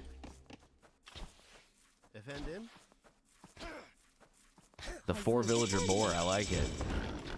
Taking that one down. And now it's going to be a stable and a blacksmith most likely. Maybe a stable and a market somewhere. No, there's the blacksmith. Okay, perfect. So he is going to look to support with scouts. Blacksmith. Do we have a second building here? No second building yet. So a bit of a peculiar approach here by Never Began. The Castle Age on the way, though, for the Khmer. I mean, again, I think that this is just, we call it luck of the draw, whatever you want to say, but the Khmer player being way the hell over in Narnia, phenomenal position for GetMurked as a team. Because Merkby doesn't need those extra buildings to go up to the Castle Age, so has an exceptional Castle Age time here, with just needing the resources for the click itself. 25 villagers to his name as well on the way up. You can see over here, though, now 34 on the field for Haida Wolf. So might be the battle of the boomers. Which one of these is going to become more relevant in the long term? Tar player going for the archery range. Not a surprise. Very likely going to be Cav Archers once he gets up to the Castle Age. We do have Cybot now going up. Dave is the Jurchin. What's the plan here? Dave's got no space to work with. He's completely locked in. Like, he can escape out the top, right? So he can kind of do what he's done in previous... Dave will castle drop. I mean, he has to, right? He's obviously got a ton on stone. But, like, where are you dropping it? Are you just dropping it, like, right here for safety? We're going to find out in 22 seconds. You'd almost prefer to drop it right where this is. And if you do beat your opponent to the Castle Age, perhaps you have permission to do so. I wouldn't mind if he deletes these walls and drops it right here. That would be ideal. All right, Dave. Where's it going? 610 on stone.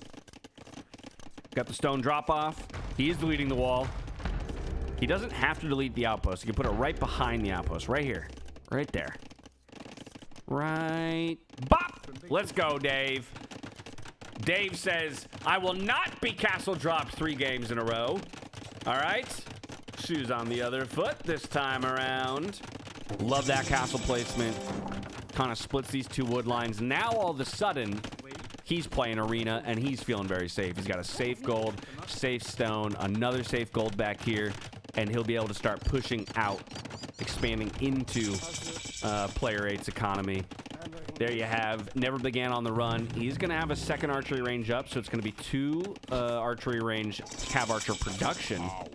But Scorpion's the first one into the fray here. He does have Bodkin on these archers as well. So with the support of Woodhouse as well, the 3 scouts, love to see that. Woodhouse having a much better game this time around. We haven't checked in with him for a while because he's kind of on his own.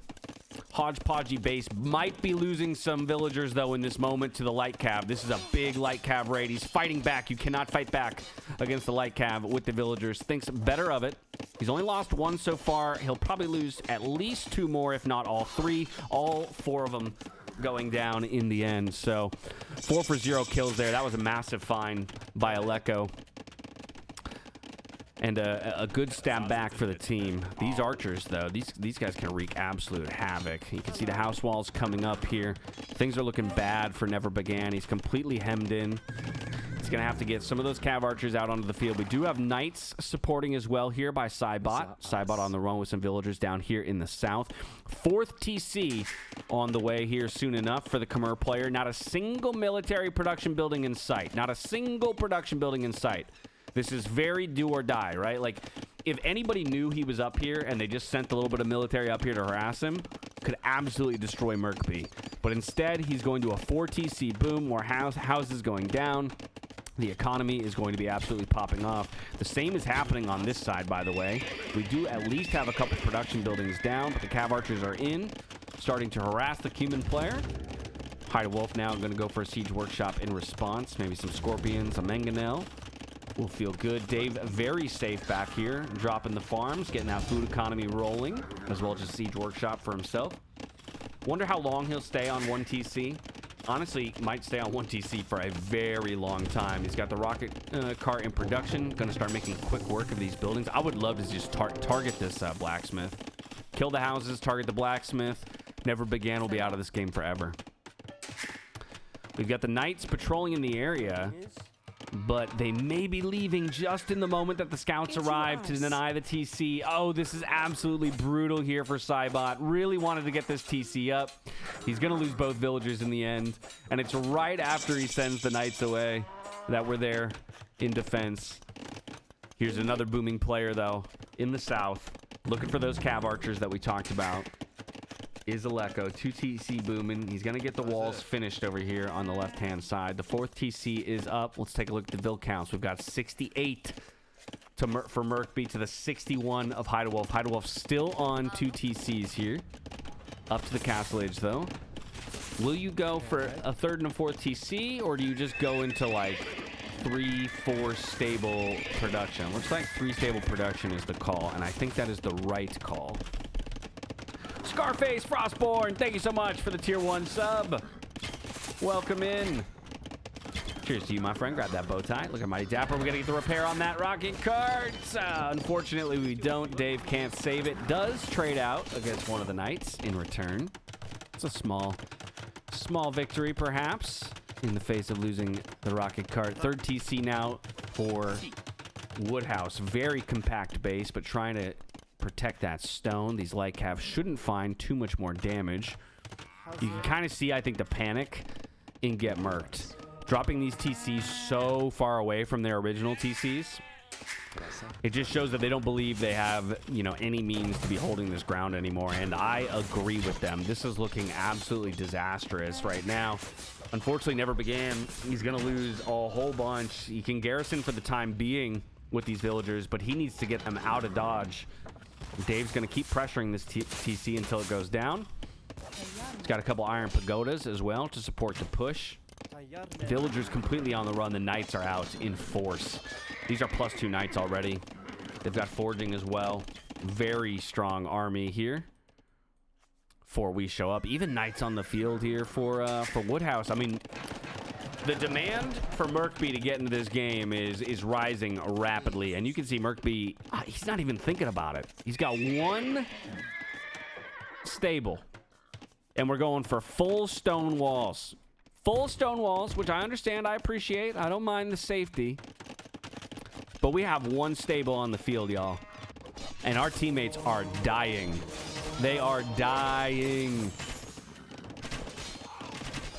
He's on his way to him. He's on his way to Imp. Can we get... This is going to be like a pretty truly solo carry situation. I guess we shouldn't discount Aleko, who's not been too involved. He's gotten a few little raiding kills with those light cav. But otherwise, it's just been 2, now 3, 4 TC booming over here. Trying to get that Vil count out. Does have the Cav Archers on the field, even though they haven't had too much effect just yet. Dave now feeling permission to go for his 2nd and 3rd TC. He's going to nab all those farms. You love to see it. You love to see it. Taking down the Siege Workshop of his opponent. All of these production buildings are going to go down in short order. The Georgian player is hurting. Is absolutely hurting right now. Look at the scores, y'all. Look at the scores. It's a 2v4 situation that we are in right now. An absolute 2v4 situation. This is gonna be tough. Now they might be able to do it because they're unique. The 2 civs might be uniquely suited to making it happen. Because you have a Cav player and a range player, right? You've got Cav Archers and an Elephant / Cavalier. I feel like you have to go for Cavalier. I don't think you can go for Elephants. That's exactly right, Celebrate. That's exactly right. That's exactly right. It's a straight up 2v4, but I think that these are the right 2 players and the right 2 civs to make it happen. But let's take a look here. This is going to be 6 stables in production, but will the production be in time? This is the problem. Will the production be in time? The walls are not in time. Went for big, ambitious stone walls. We've got huge vision from these outposts as well. 7th stable coming down, but it might be too little too late. We've got nothing in the queue just yet. Just a few elephants, and elephants I don't think are the response. Yes, they're the strongest unit. They pack a whole lot of power, but they're slower. Heidelwolf just ignores them now. You just ignore the elephants, and you start killing the economy. We didn't get the walls up in time. The economy's about to go down. You can see raiding from all sides here. I think it was close. But the outposts were big. The walls weren't up in time. Heidelwolf is in with the knights. They're +2 knights, and that's enough for the raids, especially when you don't even have fletching. You don't even have fletching on the TCs. These knights can live under here for a year. Look at this knight. Look at this knight. That's a fully garrison TC. That knight is still alive. It's game. It's game. What a huge play. What a huge play by Heidelwolf. Scorpion getting the big outpost too for the information. That's got to be game over right there. He's even looking to harass over here in the south on Aleko. Aleko's got a decent amount of Cav Archers and might be able to protect his own base. But now Dave is expanding some more. We're going to see the villager counts continue to rise here for WeShowUp, winning in both metrics, military and villager count. The cleanup is starting to come through. The cleanup is starting to come through, but look at this. Look at this. We're Imperial Age. This is very important, y'all. Murkby did. He needed like 2 more minutes. We're Imperial Age, but these elephants are Castle Age elephants. They're not elite. They still only have Castle Age upgrades. They're just now getting forging, right? So they don't have a single Imperial Age upgrade. So we spent 2,000 resources, essentially, 1,000 food, 800 gold to get to Imperial Age, and we don't have any of the benefits of being Imperial Age yet. This is the problem with what happened, and this is why what you're saying is exactly true. 2 more minutes. 2 more minutes without that economy being harassed, without all those farms being idle, and instead we would have Elite Battle Elephant on the way. We would have all of those upgrades on the way, and in this time, Heidelwolf has managed to get the click up to the Imperial Age himself. The expansions continue into the center of the map here for WeShowUp, and they have shown up today. How can Dave play in the areas the size of a postage stamp? Dave is a talented man. He can do a lot with a little. That's what we know about him.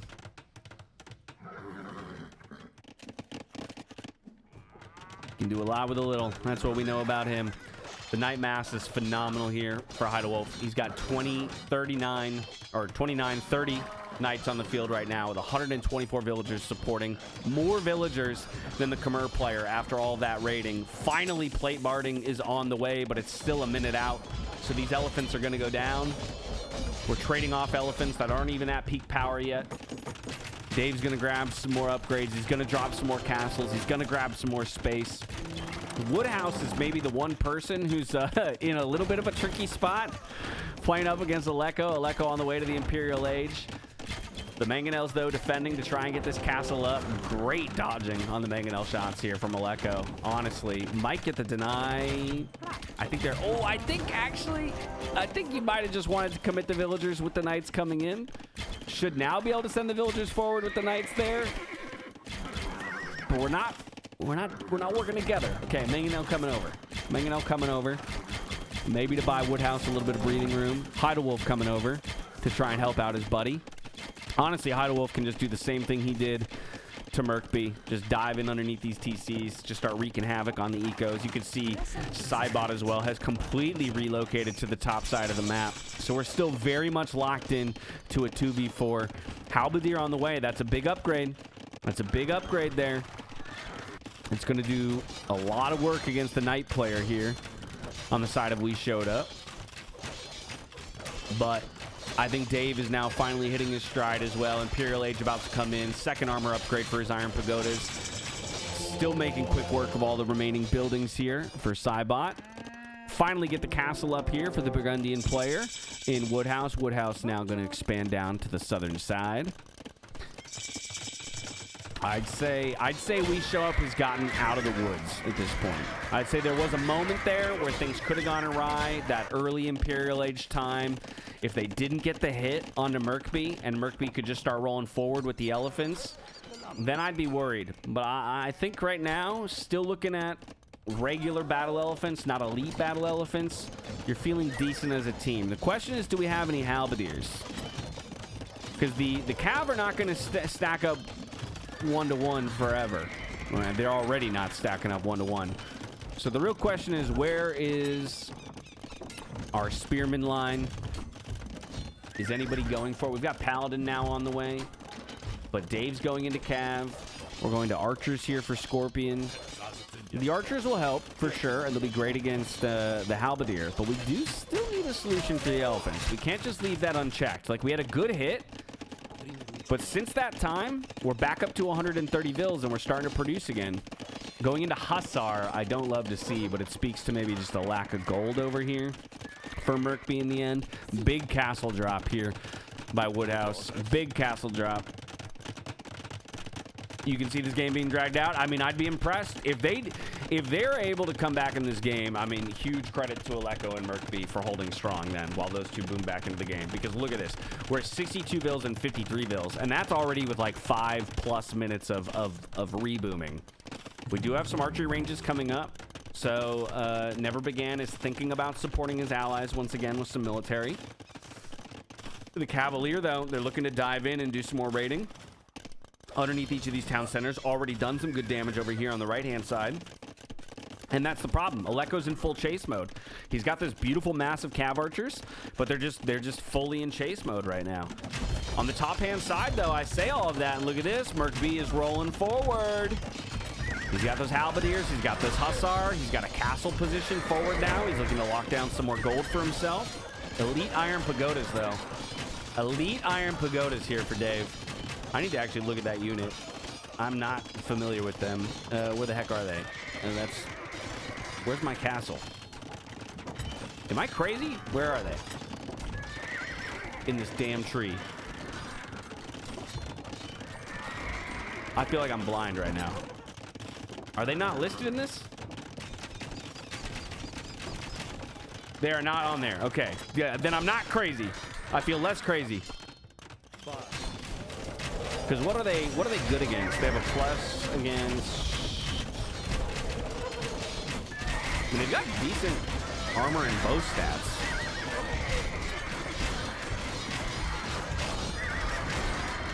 Big battle, though, right here, by the way. Big battle. And I think it is going to go the way of WeShowUp. We've got the Arbalest supporting the Paladin now, and unfortunately, the Elephants are no longer in the queue. If this was still Elephants, I think we'd have a chance, but now it's become Hussar. They block melee attacks. Okay, oh, interesting. They block melee attacks. So they're kind of good against, they're just like a good all-arounder. Yeah, Ethiopian Arbs are absolutely popping off with the extra attack speed there.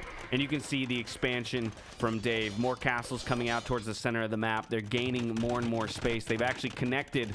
They've created that land bridge here between themselves and Woodhouse to support him, and they've completely cut the opposing team in half, right? You've got Cybot and Merkby up top here together, now looking at a death ball of Iron Pagodas. And then on the southern side, you got Never Began, and you got Aleko. But Never Began still basically isn't a part of this game. 73 villagers, 72 here for Cybot. Things are looking ugly.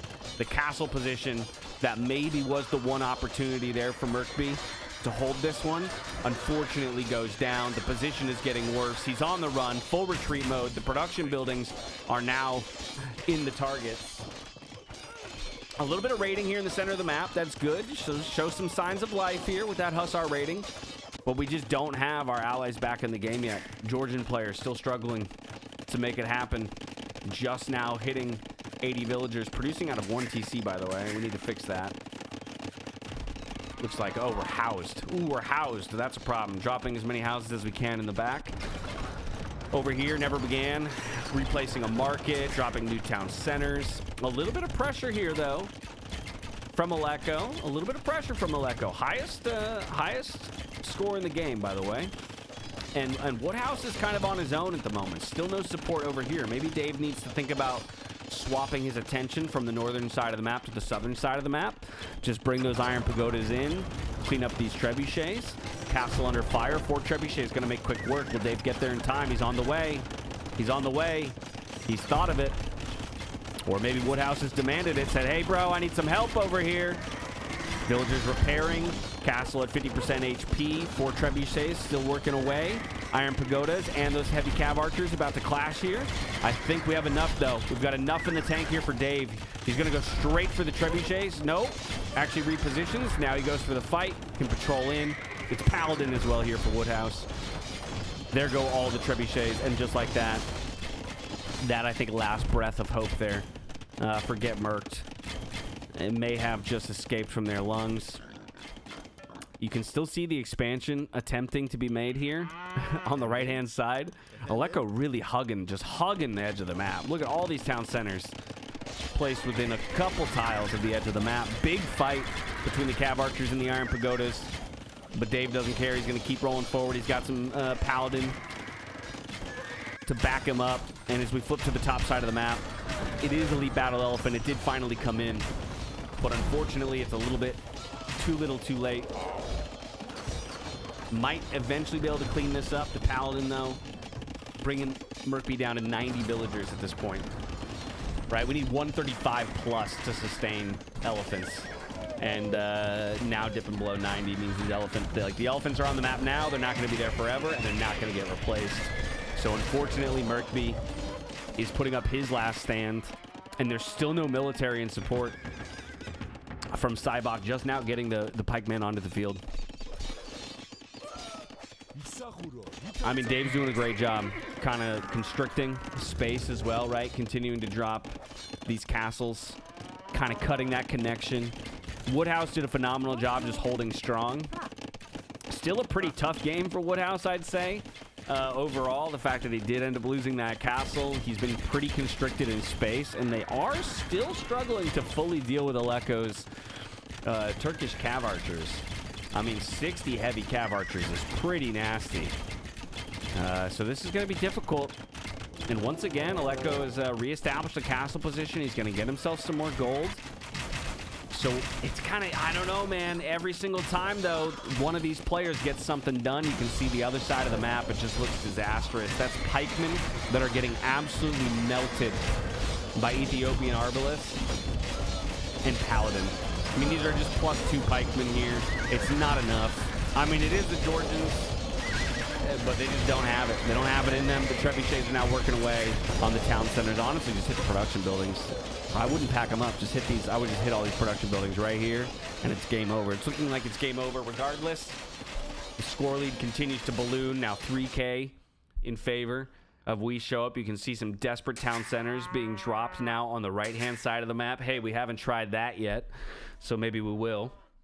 But this is now starting to give vibes of the ending of the previous game. You can see players are getting housed. They're below pop and being housed. Oleko's not below pop, but we had orange housed there for a moment, which is always a bad sign when you're not full pop and you're being housed this late in the game. Usually means you're losing ground, losing structures. More structures continue to fall here for Cybot. Has no permission to be in this area of the map. Oleko, the only one who really has anything to work with. He's fighting a one-man battle at this point. Merkby fully on the run. I think they need to be honest with their situation here and hang up the hat on this one. Villagers don't even have a place to drop off anymore. On the northern side, all the production buildings going down. We even have Seadram on the field now here for the Ethiopians. This is the only hope on the map right now is 69 Cav Archers for Oleko. 69 Cav Archers in a dream. Dave with the... Oh, Dave! Out micro his ballistics. Hey-oh! Old man still got it. Those fingies doing work. The man warmed up the fingies today. Fiona, thank you so much for the 100 bits. I appreciate it so much. Thank you, thank you, thank you. I really do. Honestly, Oleko he's played so well. Oleko has played so well. I'm very impressed, but I don't think it's enough. I mean, again, buying back a little bit of space here, pushing Dave out. But while that happens, Woodhouse has a moment to breathe. He gets a castle up to protect the economy. He can kind of get back to work. I mean, Woodhouse is really the only one who's struggling on this side. Still not hitting that 100 mark, but does have 9 villagers in the queue in 9 TCs. Does he have 9 TCs? This man has 9 TCs. And he's building a 10th. Why not? Why not? This has been a great set. I fully agree with you, XSF. 100%. This has been quite a battle. Again, I utterly respect the fight out of GetMurked. I do think we should know that we're dead here. I think we should know that we're dead, but I respect the fight. Oleko doesn't want to let it go. He's still making individual progress, as we see, and he still has access to the resources. But Merkby is down to 38 villagers, y'all. Yes, he's got some elite battle elephants, but he has 38 villagers to his name, and he's about to get raided again by the Paladin. He's got enough elephants here to defend, and he does wall them out with the house. Very well done. But this is his whole economy right here. He's got basically nothing on food. He's just establishing a few more on food somewhere on the map. Why do I see a 8 on food? Oh, down here. There they are. Okay. But there, the Paladin finally make it in. They will end up getting cleaned up by the elephants, but just on cue, another set of Paladin come in. This castle is going to be attempted to be put up here by Cybot. This is an eco protection castle. But the Paladins show up just in that moment. The walls, we got to get one more wall down. We do. So the castle will go up in the end. Over here, it looks like finally in the 3v2, WeShowUp is going to be able to dispatch Oleko. Oleko's got the support of the Halberdiers here from Never Began. Never Began is in the game with 100 villagers to his name. Can just pump out Halberdiers fairly endlessly, and this is a great spot for Oleko to sit in. So it's continuing to clean things up, but I think this is kind of the demarcator. This is the moment where you realize I'm not going to progress anymore. It's going to be them pushing me. Great map awareness, my Oleko, playing just top tier Age of Empires right now. I mean, playing top tier Age of Empires is Oleko. It's just it's unfortunate to see a player play individually this good, and you're gonna lose. But such is the nature, such is the fickle beast that is Age of Empires team games. The Burgundian hand cannoneers are now on the field in low numbers right now, with the Ethiopian Arbalists are now on the way to reinforce. And up here, you can see everybody's given up. And Oleko's going to have some fun.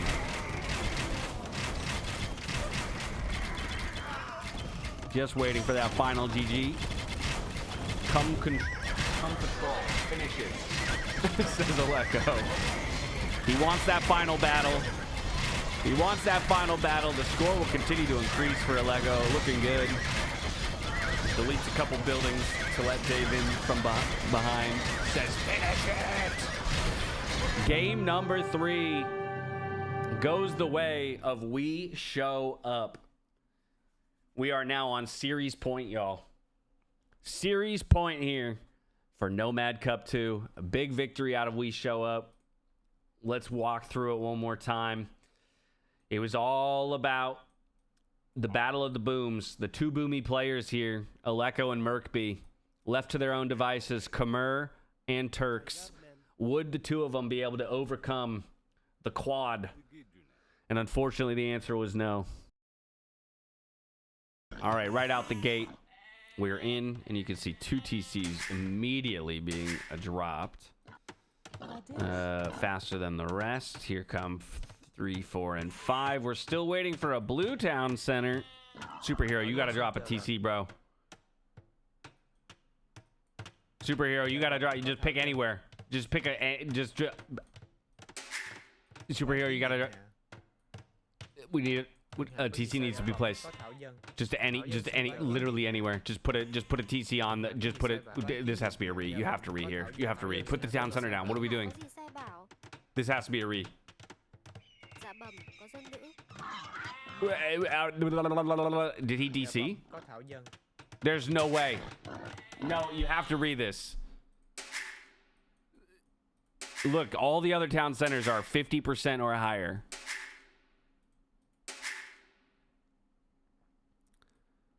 Yeah, it has to be a re. It's got to be a re. That must be what they're discussing right now, but you have to call a re here. Like, I'm sure Dave doesn't... Even Dave's is a little late. Are they really... Oh, they are. Okay. Whew, they're re. Okay, that was not good. It kind of looked like a lag, right, Spud? Like... Because he sent the 2 vills, just went and then stood here for quite some time. But he repositioned them multiple times. He ran here, then here, then here, then here, and then he stood there. So I'm curious. I'm curious what happened, but thank God they had a re, because that was about to be a disastrous start. Like, that was so... Again, just think about this. 53%, 50%, 7, 63. This guy's going to have a 3 villager lead by the time your town center's up. So, I mean, it did kind of look like indecisiveness. It was only at the very end when he was just kind of standing here with these 2. I wonder if he was like doing something with this villager. But like, it looked like indecision through here. And obviously he's on a hill here, so he can't drop like a very... But you could drop the TC like right there. It's not directly on the wood line, but honestly, you can fit the TC right there. That's 4 tiles. And he was standing there. And if I see gold wood and I'm on top of a hill, fuck it, place it there. That would have been fine. Maybe he felt he was too close to his teammates, so he wanted to create a little bit of distance. And then he got here, and he's like, well, I'm on a hill, and I can't place one here on this wood line, and then I need a wood line, so I need to find another wood line. And so then he comes over here, and that's what indecision will get you. Like, you just need to place your TC at the first reasonable place you can. As long as it's touching a wood line, you just drop it. Just drop it. So it was like indecision that then got worse and worse and worse, and then also then looked like lag at the very end. Okay, let's go ahead and hop out of this game though, and let's find ourselves in a new one.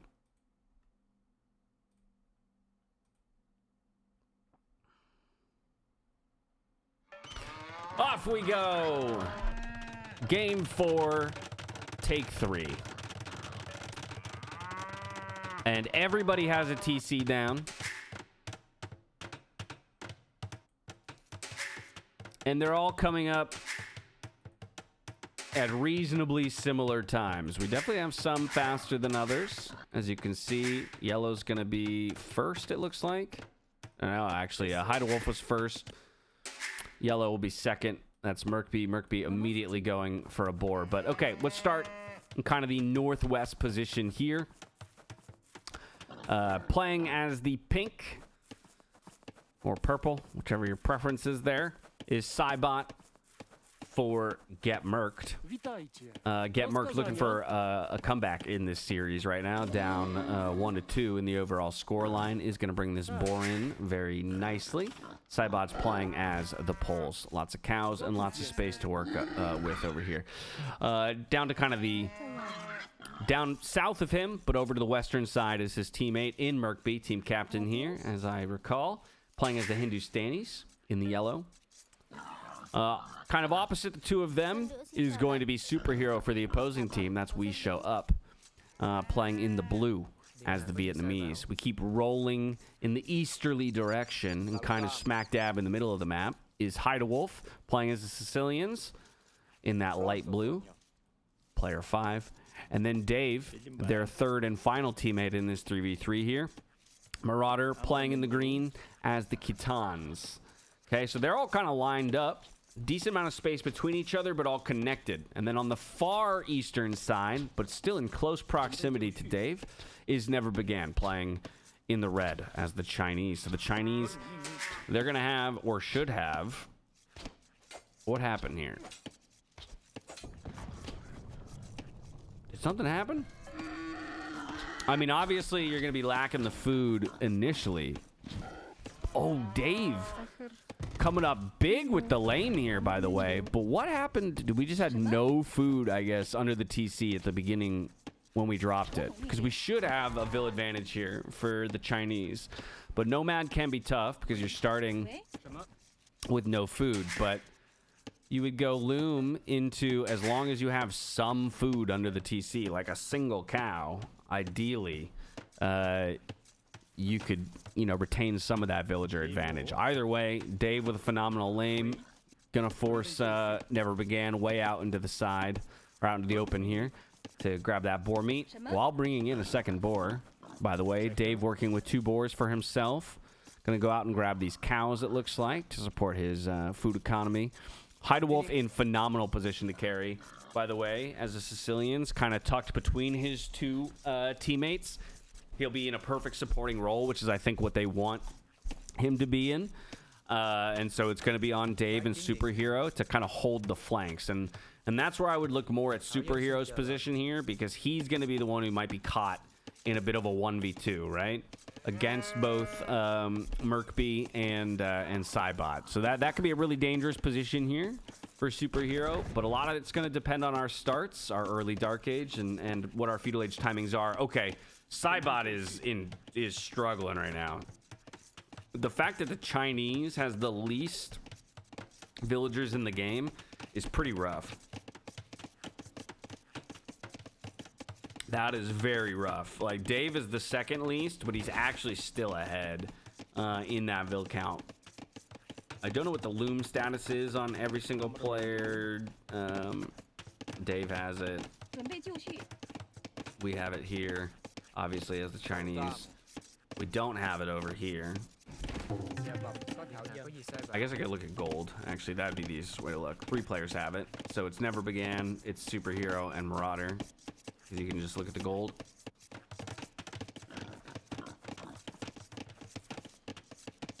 That's an interesting wall there by Dave. I like that a lot, actually. I think that's really good foresight here.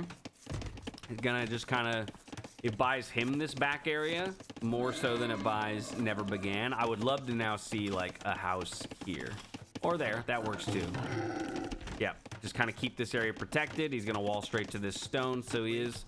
sacking the gold there, but this is another opportunity for Dave. He's playing as the Khitans, so he doesn't want to do this, but just based on the position and the start, I honestly would just make sure I can fast castle and chuck all my villas on stone, and then just drop a castle right here.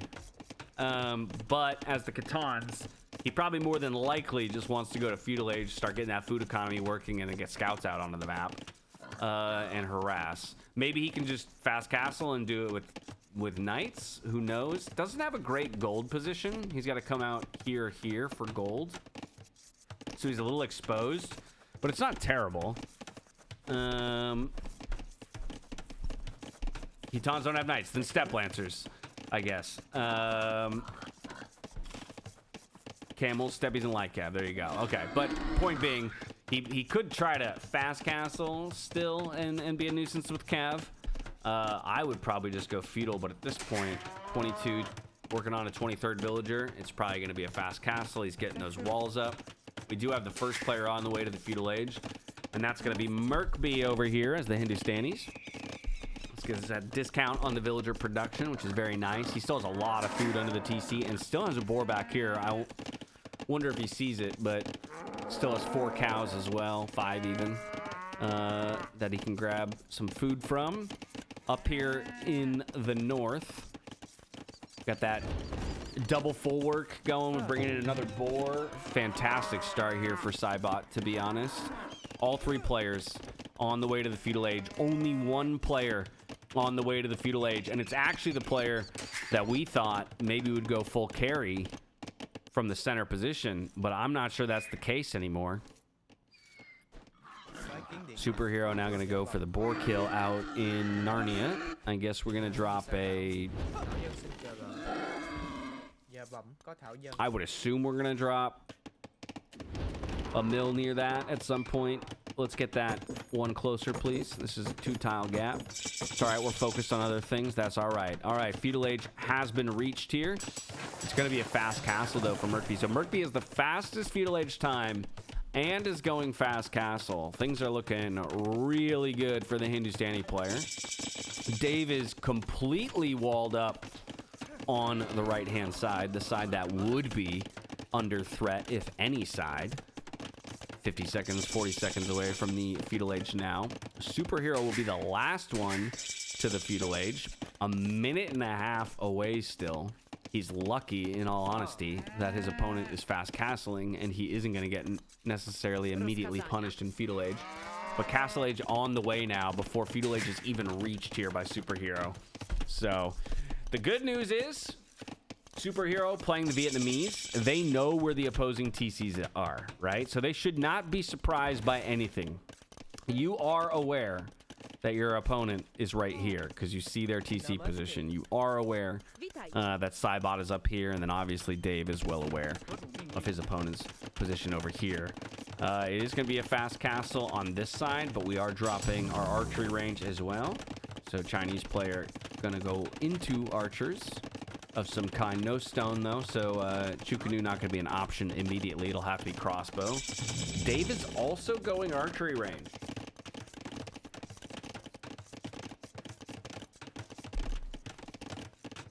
That is interesting. I don't know why.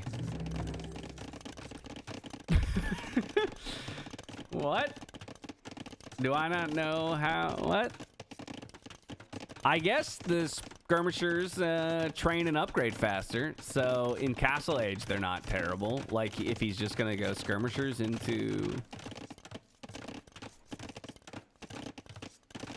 Yeah, his eco balance is trash, but he's working on that right now. He's getting those pastures out. He's got what, 7 on gold? A good amount on gold. He's going archers, so he's gonna go crossbowman.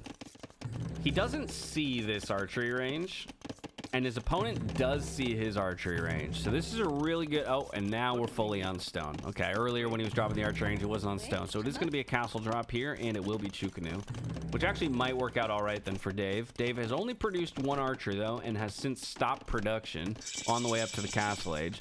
And look at this on the left-hand side of the map with that crazy fast castle age timing. Honestly, this could have been placed even more aggressive. But it will be a castle drop here by GetMurked onto Superhero. Superhero going to get pushed off of this stone soon after it comes up. But this, honestly, this castle wouldn't make me that uncomfortable. He's already vacated these 3 farms. Those are the only farms it's going to reach. I'd be okay. If I'm feudal age and a castle's coming up on my face and it's only there, I think GetMurked was a little too trepidatious. That should be 2 tiles closer. 2 tiles closer. If it's like extending to here, the stone can't be used anymore, and 1 more farm can't be used, and we could be hitting the TC. Like, but Superhero, even still, is going to be in a tough position because he's going to have to deal with Ghoulam coming out. He has just enough for his own castle, and it looks like he will get it placed. Oh, and Hide-A-Wolf is coming over just in time as well to support. So castle will come up to preserve the safety of the gold here. A little harassment onto these villagers. Would be great to not lose any villagers to this. All of our attention should be on this spot of the map. We do lose one, unfortunately. But the knight will now return to respond. Okay, castle up for safety in the top of the map. We do now have a 3 TC boom. Looked like Hide-A-Wolf was thinking about heading up there to harass. He's now going to come check out Merkby's base to see how that has progressed. But big boom now here for Cybot. On this side of the map, Dave, once again, now through four games, he's been castle dropped 3 times. He did the castle dropping once, and he's been castle dropped 3 times. So castle goes down here for the Chinese player. The Chukanu are in production. Dave's going to drop a siege workshop in response defensively and a second town center. He has completed the full walls, though. So the only way in now would be through the walls of some kind. So Dave's still in relative safety. Food economy, though, in utter shambles. We have got to work on that. Villagers are in the queue. Luckily, we had enough food saved up. But even still, Hide-A-Wolf got those 2 knights out on the map. Just dropped 3 TCs. Take a look at the vill counts. We are locked. We are dead locked, y'all. That's actually pretty impressive across both teams. I like this pressure, though, from Merkby. He's going to end up taking down this market by the castle fire. This TC is not long for this world with the mangonel that is protected. And so, honestly, that's great damage being dealt, but he needs to also not take damage in the back in the meantime. Oh, Hide-A-Wolf, you had an opportunity there to deal a little damage. He does force a little bit of idle time. No vill kills just yet. Dave now dropping his own. Dave, 1 tile. Give yourself 1 tile. But he's going to rush up this TC in the face of the Chukanu. That did break this wall here and got in. Look at that. Look at that. This TC, though, should stop a whole bunch more progression. But that is good early damage, honestly, from Never Began. Probably damage that he shouldn't have been able to get. Does a good job getting it. Gets another vill pick. The rocket cart's now over here trying to respond. We'll push those Chukanu back. Dave's TC continues to be under fire. He's got some idle eco over here in the wood line. TC and the market about to go down here, but it is a 4 TC boom now here for Hide-A-Wolf. And Hide-A-Wolf, we believe, could be put in a prime position to carry. I would put my money behind the Sicilians more than I would put my money behind the Poles when it comes to the carry, especially when the Poles are being harassed. Looking for a conversion here. Will he get it before the monk goes down? Does get the conversion. Now the heals are coming through. Honestly, the monk's on the run. Not gonna live, but at least trades out 1 knight. Second TC, third TC rather, now being added here for Merkby behind this pressure, which I think is very smart. 2 mangonels. Gets to work on the blacksmith next after this, and now just starts working on his own economy. Superhero is going to continue to expand. He got reduced from 2 TCs down to 1, so back up to 2 he goes with this one. Dave's still on 3 TCs technically for another minute. How did that Chukanu not take any damage? That is ridiculous. You guys saw that Chukanu get basically directly hit in the face, and he took 4 damage. That is wild. Yeah, things are looking a little rough here for Dave's team at the moment. I'd say it's actually only looking really brutal for Superhero. I think even Dave is like fairly comfortable in this position because he's been 2/3 TC this whole time, whereas Never Began, I mean, same thing, 2/3 TC, but look at the vill counts, right? 46 to 47. They're kind of dead even there. You look at the 2 booming players, it's 73 to 61, so that's where Hide-A-Wolf has an advantage. Really, it's only Superhero that I think is struggling a bit, 62 to 46, right? So in the battle of Castle Age pressure, that's where Merkby is getting work done, and he's killing more vills here. He's got a far better Castle Age unit, especially for raiding. than Superhero has. Vietnamese. I love the Vietnamese personally, but you need a mass of those archer units, and even still, you're not going to be able to chase down the Hindustani golems. So it's a really tough spot here for Superhero. Oh, now we got rocket carts on this side here. Dave walling it in. What? We're getting too fancy there. We lost the Vil in the end, trying to get a little too fancy there. Let's just get our own rocket cart on the field. There we go. We got our own rocket cart. Now we're getting some more pastures out onto the field. Dave's economy about to start popping the heck off. The food economy for Dave should be a lot better just because of the rate of the pastures than Never Began, and he has slightly more villagers on food. I think the question for Dave is resources, right? He's got 2 gold. Okay, no, he's got enough gold, and he does have this stone available to him to eventually drop a castle if he wants, which I imagine he would want to do to push this back. And he can always just break through these, you know, drop those walls, come back here. 5th town center now for Hydewolf. Hydewolf needs to be careful not to like over boom while his ally dies, because he's only got 2 knights on the field. The pole player now has 15 knights with 8 in the queue, and he is +2/+2.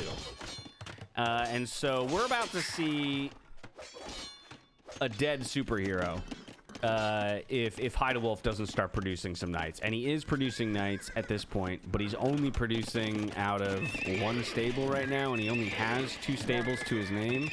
We need to get 4 stables up. We need to get more knights in the queue, because we've got 20 knights on the other side. Uh-oh, fam. Uh-oh, fam. It is looking ugly all of a sudden here for WeShowUp. I know it looks deady. It's dead even when it comes to villagers, essentially. But look at that military count, and a lot of that military is knights. It's Polish knights with +2/+2. He's about to take down a town center. He's about to kill a couple more vills. Throughout all of this, by the way, Merkby has absolutely exploded. I think it is problematic, though, that we're not producing any more vills. In order to get this kind of knight production, Cybot has completely stopped vil production. He's on 5 stables, which +2/+2 5 stable knights can do some dirty work, and honestly could just kill Hydewolf if he gets into the base. And maybe that's the plan here, but at some point, yeah, villagers need to start producing again. We're only producing out of 1 TC over here.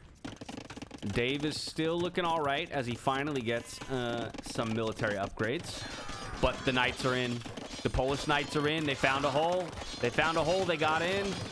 And so, yeah, I've only got 66 villagers, and you've got 106. But let's see how many you have when all is said and done. More and more vills going down. Now below 100 all of a sudden is Hydewolf. He is on the way to the Imperial Age, but this is another one of those situations. Just like Merkby in game number 3 goes to the Imperial Age but gets hit before he can make use of the Imperial Age. The same is happening to Hydewolf. Hydewolf now down to 80 villagers.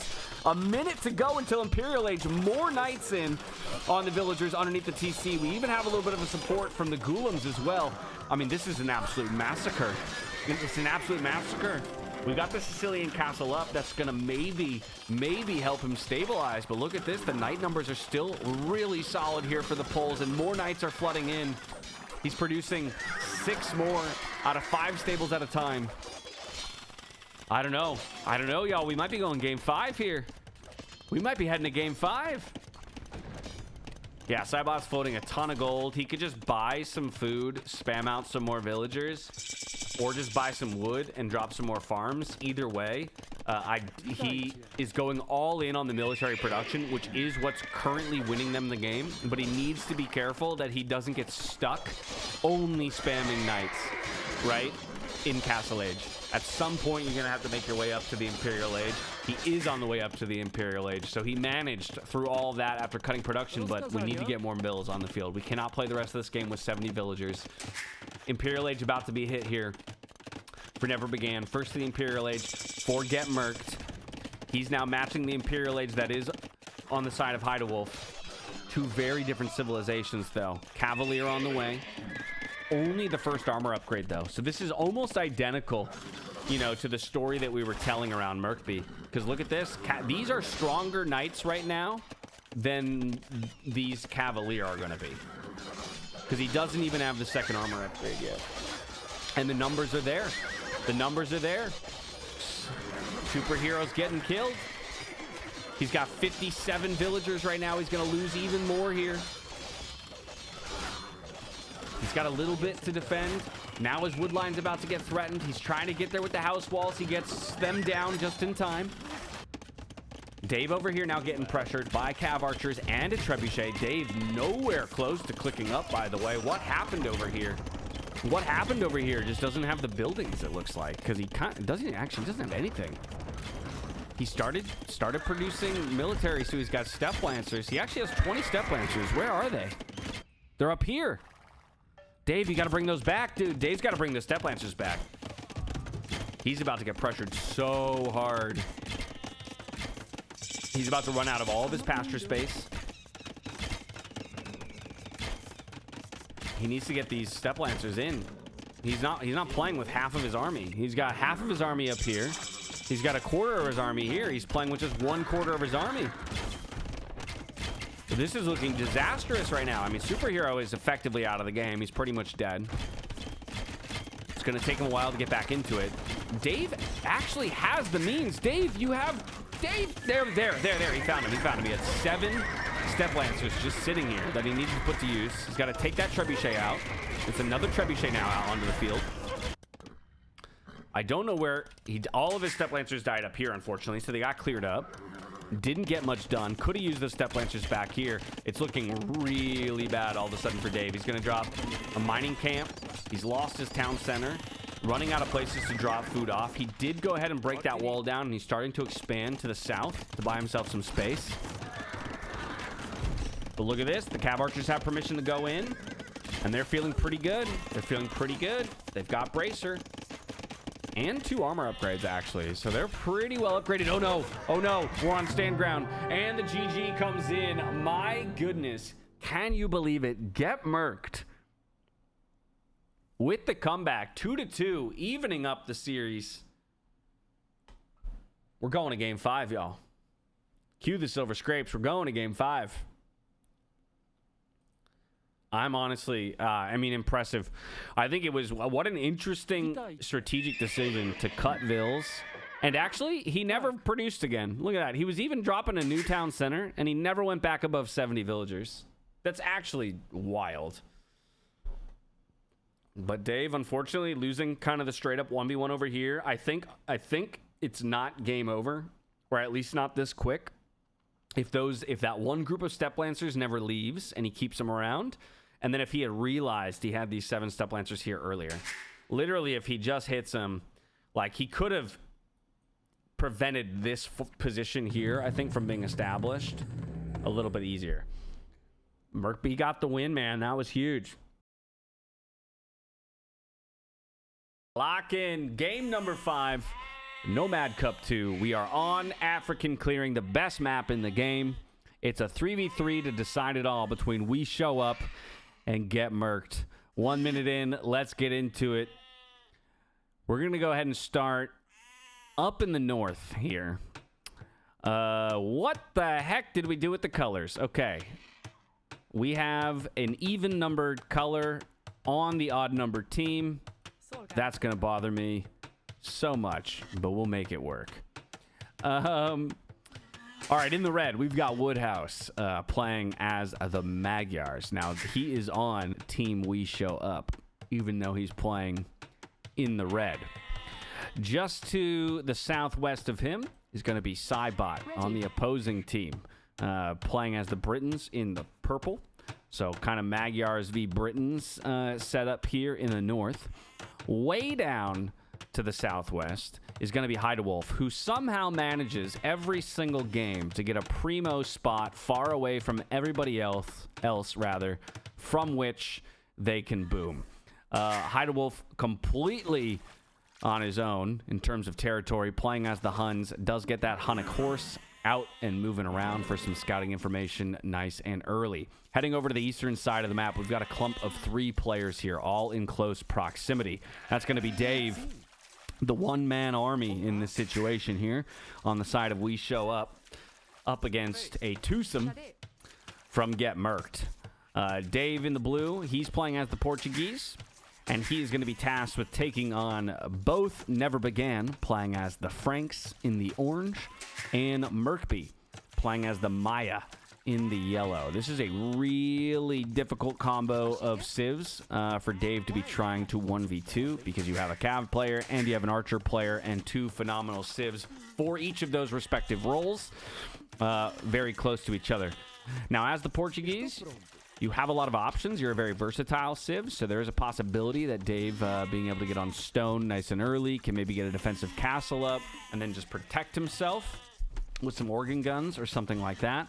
But it's going to be difficult. This is one of my least favorite positions for a TC on African Clearing. And it's not really Dave's fault.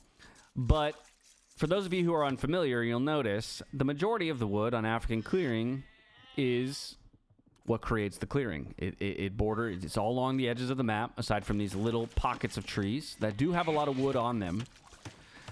But Dave is blocked from getting to this kind of northeastern edge by orange, and he's blocked from getting to the southeastern edge by yellow. So eventually getting a decent wood line is gonna really suck. Did he lose a villager, or did he just lose the boar? I don't think he lost a vill. I think he just lost the boar. Like, the boar went back and he had to go get it again.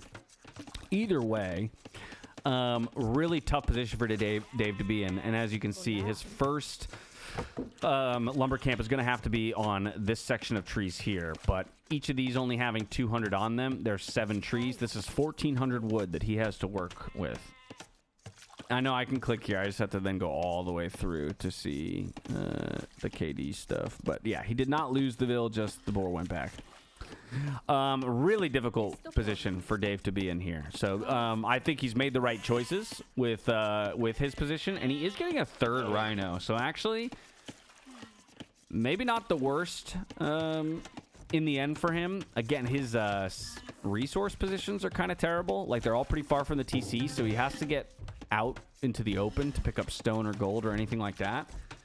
I think Dave is just going to have to play super defensively, kind of try to like egg wall himself up, and then wait for his teammates to come and help. Wolf, on the other hand, he's going to just be in another dream position of full booming. But unlike the last game, he's going to have to put that boom into, greater effect. Top side, looks like the horse did get hit but did not die. Cybot, ready. Triple rhino, great position for him to be in as well in terms of the resources. And now we have 2 rhinos coming in here for Woodhouse as well. So honestly, nobody's Dark Age is too worse for wear. I think Dave is just in the toughest position where he doesn't have clean access to an outside wood line. In terms of how the civs work together, I mean, both teams have really solid civ makeup. There's more mobility, it feels like, on the side of WeShowUp between the Huns, Portuguese, and Magyars. Magyars and the Huns, right? They can do both. They can go into the Knight line if they want, Cavalry line, or they can go into the Cav Archer line. But in both cases, both civs have good mobility with their options. Dave is going to be a little bit more locked in place. So what I'm really curious about, Dave is going to try and fast castle off this with 3 with gold, which he should be able to do. I'm curious to see if once Dave clicks, if he goes straight to heavy on stone to try and drop a defensive castle. Because that's what I think he needs to do. I think he needs... Okay, maybe he's just going to try and go military of his own. I guess if he just goes knights or scat, like... Or he could go archers defensively too, which is a siege workshop. He's got a lot of options, I guess. Right now, with his wood economy, like with his economy makeup, it's probably going to be siege workshop or archers. I would go defensive castle exercept. That's what I would do. Like, if I'm fully aware that both of these people are here, by the way, we're fish booming.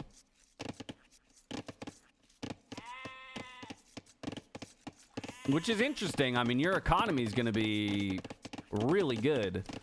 Wow, fish booming is quite bold. Oh, the horse goes down. Okay, Dave is going for archers, which might be smart. Which might be smart here. He's going to get double bit axe, so he's not fast castling. He's just going to go archers. Going to look for that blacksmith afterwards. He's got a lot of sheep to work with, so he actually still has a decent amount of food to play with. And he will get archers out onto the field. We have a stable, though, here for Never Began, which makes sense as the Frank player. And now we've got the outpost coming up. I mean, it's Dave against the world right now. It is absolutely Dave against the world because we've got blacksmith coming up over here. I'd expect to see a market soon to follow. We have the wood for it. Drop a market. Bam. What are we doing? We don't have a mill. We don't have a mill. Oh, Lord. This is actual... No, we do have a mill. What are we doing? Oh, no. I think this is a little bit of a disaster here by Cybot. We had the mill, so we should have dropped a market, and we should be going up to the castle age. Instead, we're dropping a barracks. We have no second building at the moment, and we can't go to the castle age. And now we're going to pop loom. Oh, sorry. I said Cybot. My bad. Woodhouse, Woodhouse, Woodhouse. The red is really messing with me. I might actually... no, it's too late in the game for me to change colors. It's because he's red that I was on the other team's names for a moment. Thank you for that correction. But yeah, Woodhouse, that is a bit of a disaster, I think. We could already be half the way to Castle Age. But Woodhouse, unfortunately, is just now going to have the resources to click up. Still need 10 gold, forces the return, and off we go to the Castle Age. Now, Hide a Wolf, through all that, has looked pretty clean and is on the way to the Castle Age himself with double bit axe just behind. Now let's check in with Cybot on what Cybot's up to. Got those walls down around the wood line, so nice and safe there. A little bit of Feudal Age military out to protect. Playing it ultra cautiously. Honestly, didn't even need to do that. Dave, unfortunately, loses a villager and now is fighting with villagers on his own wood line here against scouts. Frankish scouts, by the way, as well. So extra HP on these scouts right now. Loses one more vill. Does trade for one of those scouts. Now, unfortunately, though, he's going to have to fight a little bit more. Fights them away. Tons of idle time, though, on this wood line. We've got 2 spearmen on the way over to try and defend. We don't want to be losing any more villagers if we can avoid it. Oh, my goodness, what's happening? No! Another vill goes down, and the spearmen are just taking a break under the shade of the trees. Oh, no. I mean, what do you expect, right? It's not easy. He is going to try and get something done with his own archers, and that's a nice, actually, pick-off to grab one of those scouts. He doesn't have a way in to the base itself. But he could harass over the walls, and it's at least forcing some idle time. Maybe a kill here on one of these villagers. He gets 1 vill snipe. Very nice. And there isn't enough scout power on the map here, so good recovery by Dave with the counter damage. Castle Age, though. This is the problem, right? He's kind of been 1v1ing Never Began, which has been great. Both players done a little bit of damage. But lurking off to the side here, 15 seconds away, is Castle Age and Stone. And Stone. Yeah, he's got to try to die as slow as he can. He sees him on Stone, and the archers will probably force this to be a defensive castle, which is pretty good. Honestly, bring all of those archers over here. But yeah, I mean, Dave's doing a phenomenal job, guys. He's hanging in there. Second town center here for Hide a Wolf. Hits Castle Age. Is going to at least get military on the field. So it's Cav Archers from the Hun player, which means... Ooh, Cav Archers here as well. Okay, so we're triple Archer. I think that's probably something that should have been discussed and talked about. I think either the Magyar player or the Hun player should be going with Knights or even just Light Cav so that we're not all Archer. It is good mobility, though, still, and good range damage for things like wood lines, so maybe they'll prove me wrong in the end. I mean, this is a tough spot. Oh, no! Oh, no! We have no military on the field, and the villagers are locked in here. We're going to have to delete a house to get out. We do lose 1 villager already, so, I mean, proving the Cav Archer pick right now. Proving the Cav Archer pick. Do we even have enough wood. We do have enough wood to start producing. So plumed archers are on the way. These cav archers, not long for this world. They'll go down soon. But now they can just transition their focus. Dave going for the massive egg walls, connecting all the pawns. But he has no other options. And look at this harassment. Phenomenal harassment damage. Maybe another snipe. Okay, gets no more snipes, but he's going to keep threatening breaking through here with these archers.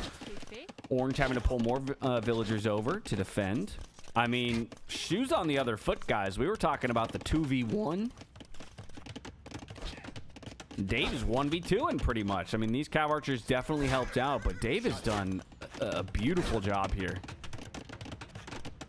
Really good harassment. Really good military production. He's on the way to the castle edge. Before the scout player, by the way, who's got 23 farms, or soon to have 23 farms. More harassment coming through. Go ahead and kill those 2 farms. Goodbye, 120 wood. Dave now going to get a few skirmishers on the field as well. And boom. I love this move, actually. I think this is a great heads-up play by Dave. He's going to look for a second TC probably somewhere up here, but he's going to just get himself established on a bigger wood line. We can see 2 extra TCs now being dropped by Woodhouse as well. Woodhouse, would love to see these cav archers moving around a little bit. You know, like we've produced them. They're high power units. Let's put them to use. So I'd like to see them roaming the map a little bit more, and there they go. Crossbows now. They're about to run into. Who's going to win this fight? Could be a battle of micro, and right now the mobility says, hey, actually, you know what? I'm just going to run right by. Not a bad decision. Looking for some harassment maybe under the TC. Forcing the garrison. Could hit the stone maybe. I mean, look at that. Just like that. Crossbows have to come back in response. And now we lose a villager. Hide a wolf. By the way, still just in pretty much full, I shouldn't say full boom mode. He is still producing generally out of 2 archery ranges up to 12 CA at this point. 3 villagers in production at one time. We do have the little fish boom here in a very, very tight, compact base here for Merkby. Looking for permission to push out, and finally does take his plumed archers out from behind the walls. Gets 2 great pickups right there. And now he's going to look to pressure Dave. Dave just getting that crossbow and bodkin arrow in at this moment. Unfortunately, he patrolled there. Yeah, he keeps patrolling, and so he keeps turning around and attacking the house. But he finally gets control of the units. He isn't going to take too much damage. But this base position looking pretty terrible at this point. So really happy to have gotten this TC up on the outer ring. Over here for Never Began, it's a minute to go until the castle age. We do have scale barding on the way. But I'd say right now things are looking real good for WeShowUp in game number 5.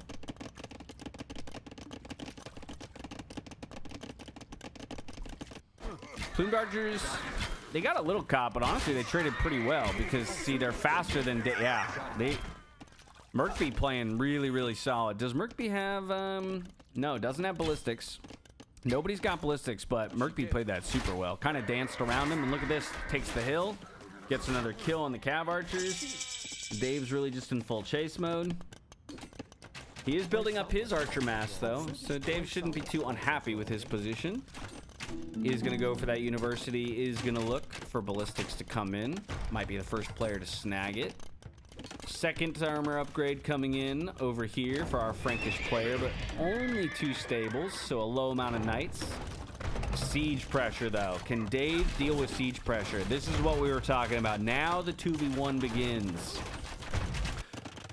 3rd and 4th town centers going up over here for Cybot. Just keeping ourselves apprised of this, but it's mostly a boom fest with just a little bit of ranged micro happening between these two. I say that, and now I say that.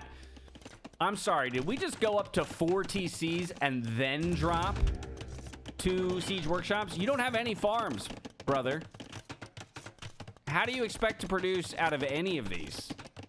You have 37 villagers and 9 on food. And now your siege workshops are getting denied. Uh-oh. I think that was a bit of an overreach there by Cybot. Cybot now bringing the crossbows back. Did get one of the siege workshops up, but we just lost 3 or 4 villagers when we only had 37 to work with.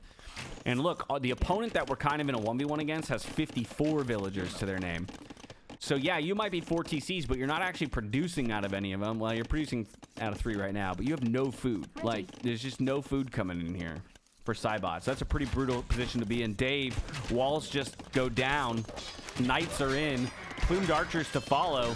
It might be a full collapse at this point. Where are the rest of Dave's crossbows? Just doesn't have the numbers, unfortunately. Maybe got caught out somewhere. Checking up here. No, they're not up there. Oh, no. Disaster strikes for Dave. All of the villagers around the gold are going down. It's just a couple spearmen in defense right now. He goes for the full garrison here. His lifeline is now going to be those 2 TCs that are out on the outer rim. The crossbows are here. They're forward. Oh, the one moment. I mean, he did so good with the counter damage. He did so good with the counter damage throughout the game. But then he gets caught out one time by himself. The wall goes down. These crossbows completely out of position. He might have ballistics, but the ballistics aren't going to help him over here. Oh, that's a good trade into these guys, I guess, running themselves into the town center. So, nice little trade back there. Merc B, handing one back. But a huge blow to Dave's economy. Dave now down to 30 villagers, not producing any. And so the vill counts, I mean, still an advantage here for WeShowUp, but that's largely because Hidewolf has 100 plus to his name. So Hidewolf, are we going to see a transition here? Again, everybody is full ranged units. I would love to see Hidewolf start making a transition into night play. Might decide to wait until Imperial Age to do that. But Hidewolf should be able to carry this game. He's so far ahead of the rest. So far ahead of the rest. Dave now going to die slowly over here. It's Rams. I actually like the transition into Rams. Like the 1 Mangonel into Rams. 4 Rams over here, by the way. So maybe full Castle Age pressure. Maybe the recognition here from GetMurked that they actually need to like kill people early. And then they have to worry about Hidewolf. This could be good damage here. Hidewolf is not prepared for this. Hidewolf is not prepared for this. We have vision of this gold mine. So that's going to be 6 dead vills. But even as access to the back of the economy here, that could be dirty. We'll come back and check on that. Another knight gets in. Just one more knight gets in. And Dave, unfortunately, has to go back on the run. Full evacuation mode. The patrol, too. It targets the house and not the knight. Okay, a few villagers are going to live here. One more goes down in the end before the knight will end up going down.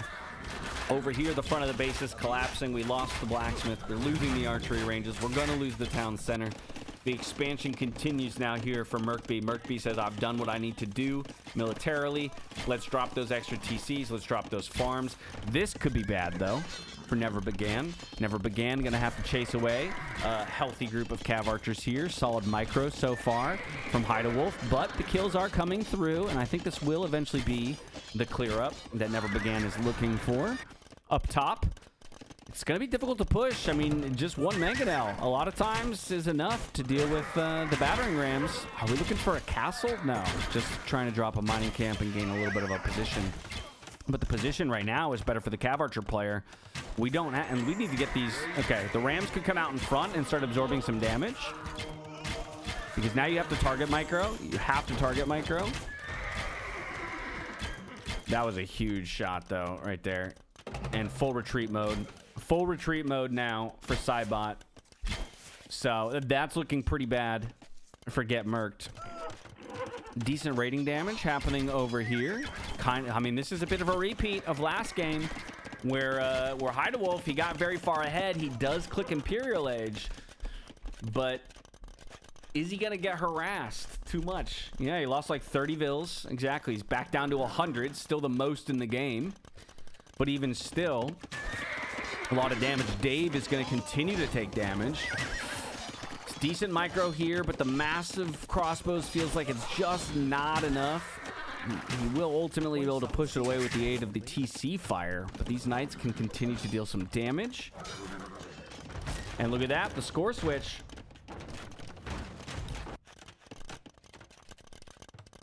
Okay, there's the transition. I was going to say, we need somebody to be on Knights. And Hide-A-Wolf is finally going to transition into Knights. Dave going to try and drop a defensive castle. If he can get this castle down, I'm feeling really good about his position all of a sudden. He just has to keep these Knights away. Maybe good is too strong of a word. I would not feel bad about my position anymore if I were Dave, if I get this castle up. And it looks like the castle will go up because the crossbows plus the TC can push this group of Knights away. That buys him just enough space and just enough resources to start booming again. He's flanked on one side by his own teammate, who seems to generally be winning this 1v1, although it is still close. And then our Imperial Age player, 30 seconds away here, Hide-A-Wolf, transitioning into Knights. He's got Knights out onto the field, 8 of them right now. Second armor coming in. Has to deal with the harassment of the plumes, though. And let's not forget that Merkby has quietly reached about 100 eco units, including those fishing ships. This is still a game. This is still a game. Yeah, we're gonna have an eagle transition, it looks like, as the armor's coming in. Great rating by the Cav Archers here. That rating is actually massive. Just eliminated 10 or so vills. Draws the Knights away. Dave's got breathing room. Can even start to push himself. The expansion is going to happen southwest here for Never Began. Like I said, still anybody's game. We've got Imp for one player on each side. But what's going to be the more effective Imp? And I generally lean on the Cavalier with plate barding more than I will lean on a group of 10 plumed archers with no upgrades just yet. Oh, he thought about pikemen and then canceled it. Oh, indecisiveness. Indecisiveness, it looks like here for Merkby. He should go into pikemen. That is the right call. But here come the first Cavalier arriving to the scene. He's going to go for Elite Eagle Warrior. It's a good raiding unit. Honestly, if they can defend enough, if they can just defend enough that he can actually raid with Eagle Warriors, that could be a very good play. But if all they're doing is responding to raids of Cavalier, then it's not going to work. It's not going to work.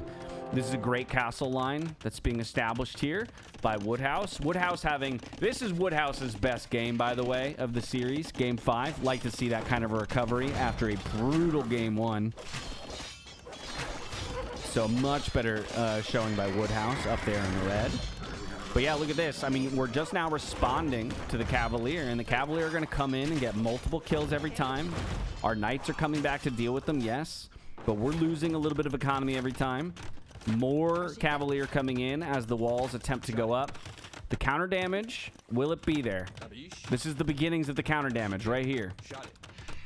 More barracks going up. If we can actually get this effectively walled off, that's the thing. If they can get this walled off, and then those eagles start going crazy with the raids, it could be pretty nasty. It could be pretty nasty, and we have no walling over here. We have a couple defensive castles, and we do have Bodcanero with ballistics, so it's going to be okay against the eagles. Halberdier now on the way though as well. So Halbs plus eagles, that's a pretty potent composition. Dave now, though, looking to make his presence known. Hey, I'm still here. You got to be concerned about these crossbows. And actually, these crossbows are doing good work. That's like 6 villager kills. More to come. I think Never Began is in a really tough spot. Never Began is in a really tough spot. He does have his Knights back here. He's still doing his best. He just can't get the food economy established. He keeps getting harassed off of different resources. Every time he builds a new TC, it gets hit. Here come the Knights to clean up Dave's army, and they will do that. But again, in that time, some more Cavalier have snuck in. Where are the raids, by the way? Where are the raids? Unfortunately, we don't have any. We're still just trying to build up the Halberdiers back at home. Halberdiers. And by the way, this was the second tech we researched. We could have, remember, we took pikemen, then we canceled pikemen, then we went for Elite Eagle, and now we're going to Halberdiers, and we haven't even made any Eagles. I think if those pikemen and those eagles are and those halberdiers were, you know, made just a little bit sooner, maybe we would be on the front foot and we would be counterattacking. We got more Cavalier coming in because we still have an opening here at the front of the base. A lot of Cavalier do go down to the castle on their way in, but a few sneak through, and that means a bunch more dead vills. Wolf continues to carry. Loses a massive mass of Cavalier / Paladin now, as they are right there. So that's a very costly attack. How about up here in the top, in the north? We got trebuchets. It's going to be Imp versus Castle Age, and there's no Imperial Age in sight right now for Cybot. Cybot's got a ton. Honestly, you got to go. You got to go now with this many Rams. 8 Rams. He just doesn't. He needs a little bit of support. He needs like a couple cav units, because these two. Oh my God! Massive hit with the mangonel. I was gonna say the 2 mangonels are really what's gonna do him in. It's not even the trebuchets. It's just those 2 mangonels. Luckily, he's Britain, so he can outrange him just ever so slightly. If the micro's there, he might get something done. But he took 1 massive hit to the face. He's focused on something else. He does take the mangonel down. He's got 8 Rams, though, that are doing absolutely nothing. And he's running from now it's just going to be running from town center to town center. I mean, look at Woodhouse go, man. He bided his time. He hit Imperial Age. And now he's looking to crush his opponents. Never Began's going to try and get something done. Dave goes for a little bit of a house wall. He isn't going to find it. So that's 15 Knights about to dive into the food economy. That's going to be good damage here from Never Began, but it's on the one player that you don't have to worry about killing. I mean, this is great. It's great to get damage, but Dave is not the threat. Dave is not the person you're worried about. You're worried about Red. You're worried about Wolf. Those are the 2 you need to be concerned with. How are we looking here? We've got some Halberdiers that have pushed their way out. We've got the Cavalier and the Paladin, rather, coming up to the north. Oh, no. From bad to worse here from Cybot. From bad to worse here for Cybot. It's not his fault, but there's nothing he can do. He's getting 2v1 now. It's a great kind of momentum shift here by WeShowUp. And they have shown up today, and they've shown up in Game 5. They're looking to get it done. Wolf with the Paladin carry. He found his favorite position on the map. He's found it time and time again. Off on his own, in Narnia, full boom. Showing up late with the cav units. The micro needs to be there, but he's still getting great damage done here. The Britain's player is fully on the run. They just need to be careful that they don't give Never Began too much of an avenue back into the game. If he gets to his own Cavalier and Paladins, that could be problematic. There's a hole here, by the way, as we just saw that Paladin go through. So we're not fully walled. But the economies are kind of cooking back here. Still a hole up here as well. But it's Castle Age Knights with Imperial Age now 2 minutes away. Dave on the way to Imperial Age himself. He can start getting some more units into the mix. He's looking to put some castles up. He's looking to get some Halberdiers on the field of his own. And Cybot just continues to melt. And his team can't help him. His team can't get there. You can see the Halberdier are trying to run across the map. They're making the long journey across the map to support the teammate. It's just going to be too little too late. Pikemen, Halbs. Dave's got the organ guns out now. He's almost at full power. Ooh, and that's a brutal TC to be dropping in castle range, by the way. Really, really tough. More vills about to go down. Unfortunately, in the sight lines of those outposts, I like to see the tenacity out of Cybot. It's a really good fight, and especially when your teammates are performing, right? And like you're in a tough spot, and this is all you can do. But he's now down to 25 villagers and 1 military unit. Make that 0 military units and 20 villagers. The defeat is about to come through. You would expect the GG to follow, not too far behind. Cybot has nothing to his name. It looked like for a moment they were going to leave these villagers alive, but it won't be the case. Now down to 14 villagers is Cybot. The expansion's attempt to continue, and Dave's about to be under a little bit of pressure here from this trebuchet. But it's going to be Eagles and Cavalier against Paladin, Elite Magyar Hussar, Heavy Cav Archers, and Organ Guns. It's just not going to be enough. Dave could do whatever he wants, that's right. Dave could make anything he wants. He's making Organ Guns, that's what he's decided. Where are the Fatorias? Show me the Fatorias. He's not going to go for him.